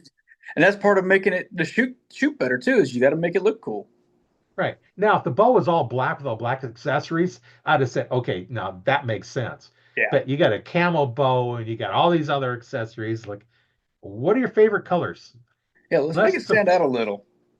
unless it's a fluorescent color, the deer don't see it anyway. Now there's a fluorescent green and I think a fluorescent yellow or something that probably wouldn't work too well on a hunting bow. Uh, but there's tons and tons of different colors that you can use, and now they got all these new string types out there, and the end loop material I used to use, BCY doesn't make that one anymore. Um, Brownell makes it. They make what I use so for recurves. So I'll probably have to order some Brownell stuff. But Brownell's what I'm seeing is not probably as good as it used to be. But I use exclusive BCY stuff when I had to order anything. I had so many different color strings that to make bows out of, both the compounds and recurves that you know I'll never run out of string material. I could And it's one probably of those things you could always have and always need it. I could probably make me a string once a week and still never run out of string material. Oh my Now goodness. the end loop stuff that I'd run out of, but the string material because they're the good sized rolls, Oh yeah. Yeah, and you can only get them in them big rolls. yeah, and I don't want them small ones anyway. But nice thing about one of those is you'd buy the roll of material and I make one string out of it, and the roll's paid for. Yeah. That was 25 years ago. Um, and now these strings I make now is kind of pure profit if I sell them. Yeah. Yeah, and now with the string material that's out there, it's getting pretty wild as far as the material they're using, like gas. They came out with that System X, where it's their proprietary blend of strings that supposedly will get you more feet per second just by switching strings. Um, that's a huge advancement in archery because right now we're kind of coming into it like a stall of how fast we can get these things, how we can tune the bow faster and easier. Kind of get into that spot where it's starting to stall, I think. With Matthews coming out with their limb shift technology, Bowtech's had that technology for a while now, so you're starting to see companies do this more and more just to make it easier for the average guy to want to tune and not have to go to the dealer to do that. Yeah, it's sometimes it's nice to take it somebody does a good job. It takes that thought of did I do it right? Yeah, Takes that worry out of your head that okay, did I do this right? Did I do this right? Well, if I take it somebody else, I'm thinking, okay, did they do it right? yeah, Because I know it's supposed to be done. yeah. And it makes it that much easier for that dealer to get you set up in that bow. Like that is so nice. They don't have to spend a ton of time with like Matthews with the top hats now. Um, there's no back and forth. Well, look, go try this, see if this works. Well, that didn't work, so let's go back the other way. That takes up a ton of their time, and they don't have the time for that. Yeah, a lot of the shops don't, um, really have a lot of time to really do that because, you know, what I did when I sold the bow is I also gave you shooting instruction with it. That's another reason why you can never price compare my bows, even though you could buy the same bow somewhere else. I had Yeah, one guy call me up one time and says, "You think I could put it together?" Well, yeah, of course you can put it together. But if you want it right, I charge $40 to set it up. Oh, by the way, that comes with the bow. And if you want shooting instruction, that's $100 an hour. Now this is $25, 25 years ago. And I'm yeah, like, and now I it's a think I'm lot going to different. take it back and get it from you. Yeah, Because I had come all set up and got shooting instruction. And, I had one guy, normally I'd sell the lower end bows just because new archers, there's no reason for you to go out and spend. Well, at that time, a entry level bow was 300, 350 bucks. And there's no reason for a new archer to go out and spend $1,000 on a bow. yeah, Get the upper ones, just the plain bow itself was, six, seven, $800, for the high end bows. And this one guy, he wanted the high end bow. He had the money, so it wasn't, he just wanted a high end bow. Taught him how to shoot. He comes back 2 weeks later. It's like, damn, I wrecked two arrows. He got a robin head 2 weeks after he bought his first bow. He'd hey, never shot before. hey, that's not necessarily a bad thing. It's an achievement because we all strive to do that, and then when we do it, we're like, there goes $40. Yeah. Well, at that time it wasn't quite that expensive, but still, he says it's trophy gonna hang it. He's gonna hang it up in his office. Yep. And I, it's something you don't get to do every day. That's Robin no, Hood's not something you do every single day. no, I've done quite a few of them, but I had, Yeah, I I try to avoid it as much as I yeah, possibly can. I had two of them when I was working at Cabela's. Mm, Um, One, they got in a bow from Bowtech, and we set it up. I took two shots, stuck two of them together, and then we set up for like three of us. We shot up different draw lengths, everything. Set up, worked just fine. Then the hunting manager come down and says, "We need to pull them off the floor. They're having all kinds of problems setting them up." And it's like, here, I just did this with this bow. And we had two or three others. So I said, why don't we set up the other ones to see if it's just we got a good one? He says, no, we can't do that. So they sent them back, and then mm. later on the bow showed back up again, and so that was one. And the other one, a guy come in with wanted a drop weight. He just couldn't group. So he's convinced that a drop weight rest would solve his problem. So I put a drop weight on it. And how do you test a drop away? You got to shoot it. Yep. So there's guys in the range just sitting there watching another buddy who's being taught by a different, associate there. I shot one arrow, and of course I aimed at that arrow, and I shot the next arrow, stuck the two of them together, and then when the guy comes, it's like I couldn't get it to group nothing. It's like I look at him. What I want to say is, dude, it's you, because I just stuck to this. I told him, I told him Yeah, it's like I just got a Robin Hood with your bow. yeah. Because if you don't have a draw board, you have to shoot it. So that's the only way you can test those is with a draw board or just shooting it and seeing what it's going to do. And I just shoot them. And fortunately, it's a right-handed bow and about my draw length, so I could shoot it just fine. But Yeah. yeah, it's like um, I I think the rest is set up okay. I just Robin Hooded an arrow.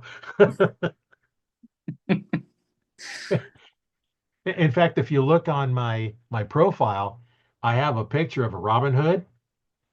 There were veins because they were the ones I shot when I those are the arrows that I shot and that were there. Okay.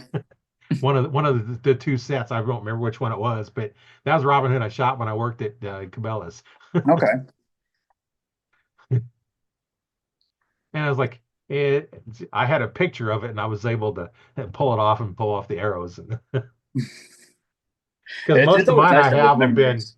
falling apart. And one time I showed a couple of in one of the videos I did, I showed the difference in quality of carbon arrows, and I had uh, a set of my PSE arrows shot at 70 pounds at 20 yards and how far it went into that shaft. And then I showed another set of cheaper arrows that I almost guarantee was not shot at 70 pounds because most people didn't shoot that weight. And it went through the shaft way further. The penetration was a lot more. That just proved that that was a cheaper quality shaft. Yeah. Yeah, because it's not as rigid as some of the other arrows that are out there. Aluminums are pretty cool. Oh yeah. When you because they get kind of a zigzag, kind of like almost like a square wave as it goes in, how Hmm. it breaks them. It was kind of weird. I've never seen that, so that'd be pretty impressive. I mean, we not very many people use a aluminum arrow anymore for hunting, so that's kind of neat. Well, that was back when I was shooting aluminums before carbons really come out. Yeah, yeah. Back probably 30 years ago, carbon was not a typical hunting arrow. Aluminum was the way to go because it was more consistent. Yeah, I know when the first carbons come out, if you broke them, you had a lot of carbon fibers just shatter. Oh yeah. So if you had to be careful because you get those little carbon fibers in your hand if they broke. And I says, I'll never use a carbon because I can't take a chance of having those little carbon fibers in the meat. And then they finally come out with a little bit better quality ones. PSC come up with their crossweave arrows, Hmm. and then they come up with their X weave.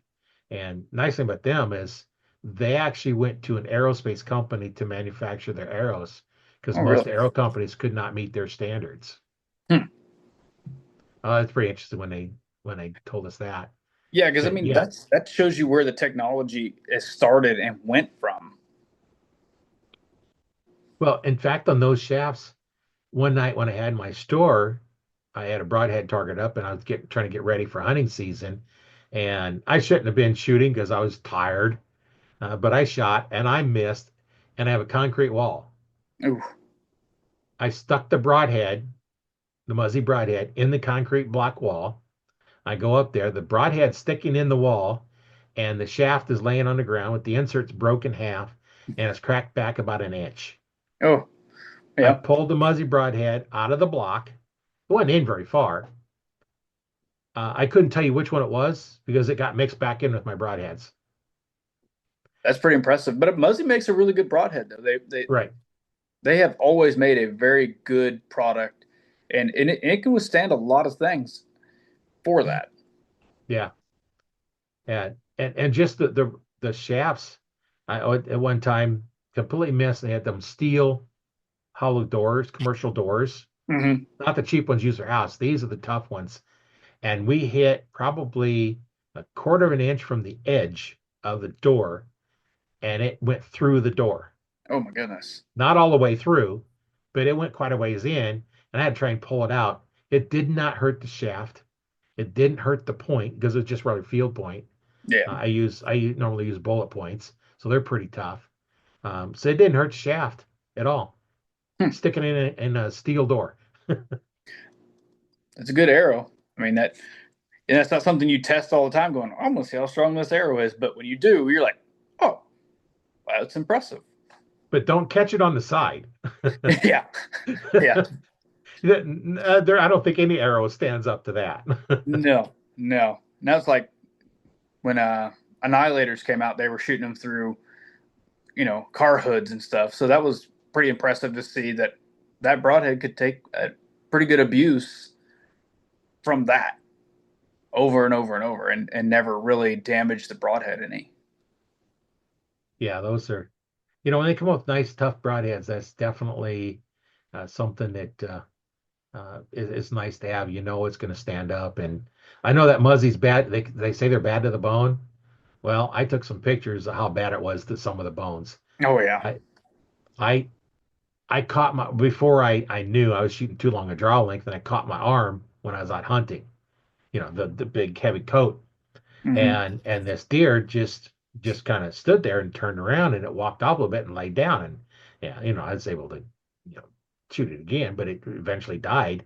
And then as I'm cleaning it, I figured out why it didn't run. It shattered the thigh bone. Mm. There's a big Yep. chunk of the middle of it out, and you can see where that point hit that bone and just shattered that bone. Mm. Yeah. Wow. Yeah. So I haven't used any other broadheads except the Muzzies, and that's been since the 70s. And they Um, really haven't changed their product. Like it's tried and true. They haven't really changed a whole lot in their design and the way they make them. they still make that same. I use the 100 grain 3 blade. They Hmm. still make that same one, but they've got some. I seen when I was out at Cabela's last time. They do have a couple other models are coming out. I think they had something. I thought it might be a hybrid one or something. Yeah, I think they are coming out with a hybrid. I think that started out last year making it where it's got some like meat hooks on it or bleeders on it. So Yeah.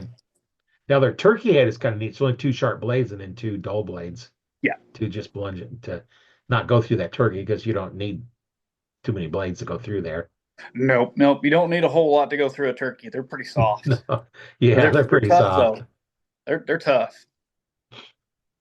But yeah, that's now everybody wants to be faster, faster, faster, faster.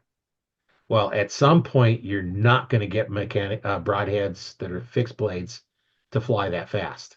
Yeah, At some point, you have to go to mechanicals just because it's too hard to tune.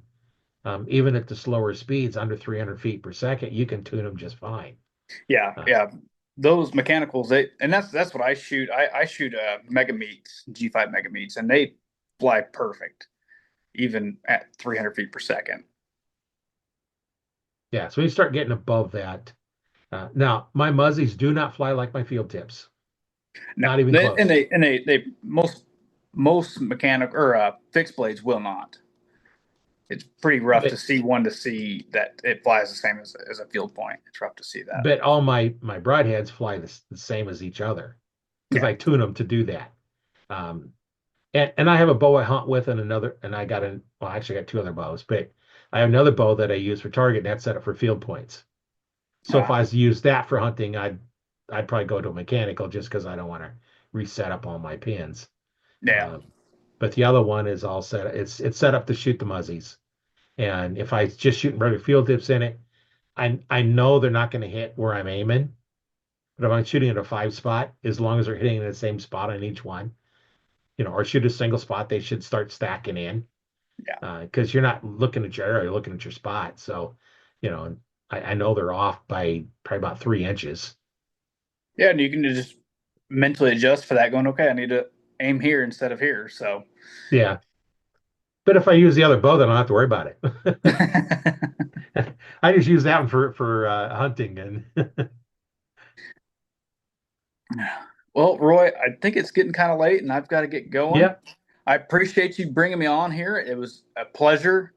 I hope we can do it again sometime because I really like our conversations and where they kind of lead to. It's nice to have that open dialogue and just kind of float and see where it goes. yeah, and that's what I do on all the podcasts. Like there's no agenda other than we start talking archery, like I said earlier. We start talking archery. Where we go doesn't really matter. It's so much fun talking to archers from all over the world, and you're real close to me here, just probably a couple hours south of me. Yep. And I've been trying to get up to Nebraska. They've got a field event coming up, I think here in the next month or so that I might try and go to. I haven't decided yet. I don't have a whole lot of stuff for field archery. Um, that's definitely something that's going to be in the process since now that we are able to go into the Olympics and do that. So it's kind of cool as a compound shooter. Yeah, yeah, that'd be cool. Yeah, if you come up this way, get a hold of me and let me know, Oh, for and sure. maybe I'll stop out and we can chat in person. Oh, yeah. That would always be fantastic. Okay, well, it's been great having you on, and get something coming up. You come up to that field archery, we'll have to get you back on, and we'll talk about that field archery, and maybe we'll do a live event at the event, There you a go. That live would be podcast awesome. at the event. Right. Well, I You know, appreciate you inviting me to come to your podcast, and I hope to see it come out here shortly, and then we'll hopefully be able to do it again soon. yeah, I'll probably put it out. Yeah, if I get a chance, I'll get out tonight. I'll try and get out tonight. If not, um, yeah, it'd probably be tonight. Otherwise, Okay. won't be till Monday. But I have another podcast I'm recording tomorrow night. So, There you go. and I'm going down tomorrow morning to help the Nebraska Game Parks with their um, they've got a ladies archery event going on, and I help out them with them pretty much every year. And I'm going down Saturday for that. So I'll It's wait for always this to fun. get done, and I'll get the podcast out, and it don't take long to put it out. So I'll get it out tonight, and um, we'll see. We'll see you on the next one. And it's been a lot of fun talking with you, and I enjoyed it. My name is Roy Likewise. Canterbury, and I've been your host on Arch Talk 101 with Travis Woods as our special guest. And we'll see you on the next one. Just remember, join the Arch Talk 101 Facebook group. We got a lot of information there. You can watch it here. You can watch the video of this podcast on my YouTube channel, Learn to Fix It Yourself, as well as Audible. You can listen to it and wherever you get your podcasts. So it's out there. If you have any questions, just get a hold of me or Travis, one of the two. We'd be glad to help you out with any questions you might have. If you'd like to be a guest, get a hold of me. We can arrange that too. So it's been great talking with you, and we'll see you at another time. Appreciate you, Roy. Have a good night. Yeah, thanks. Mhm.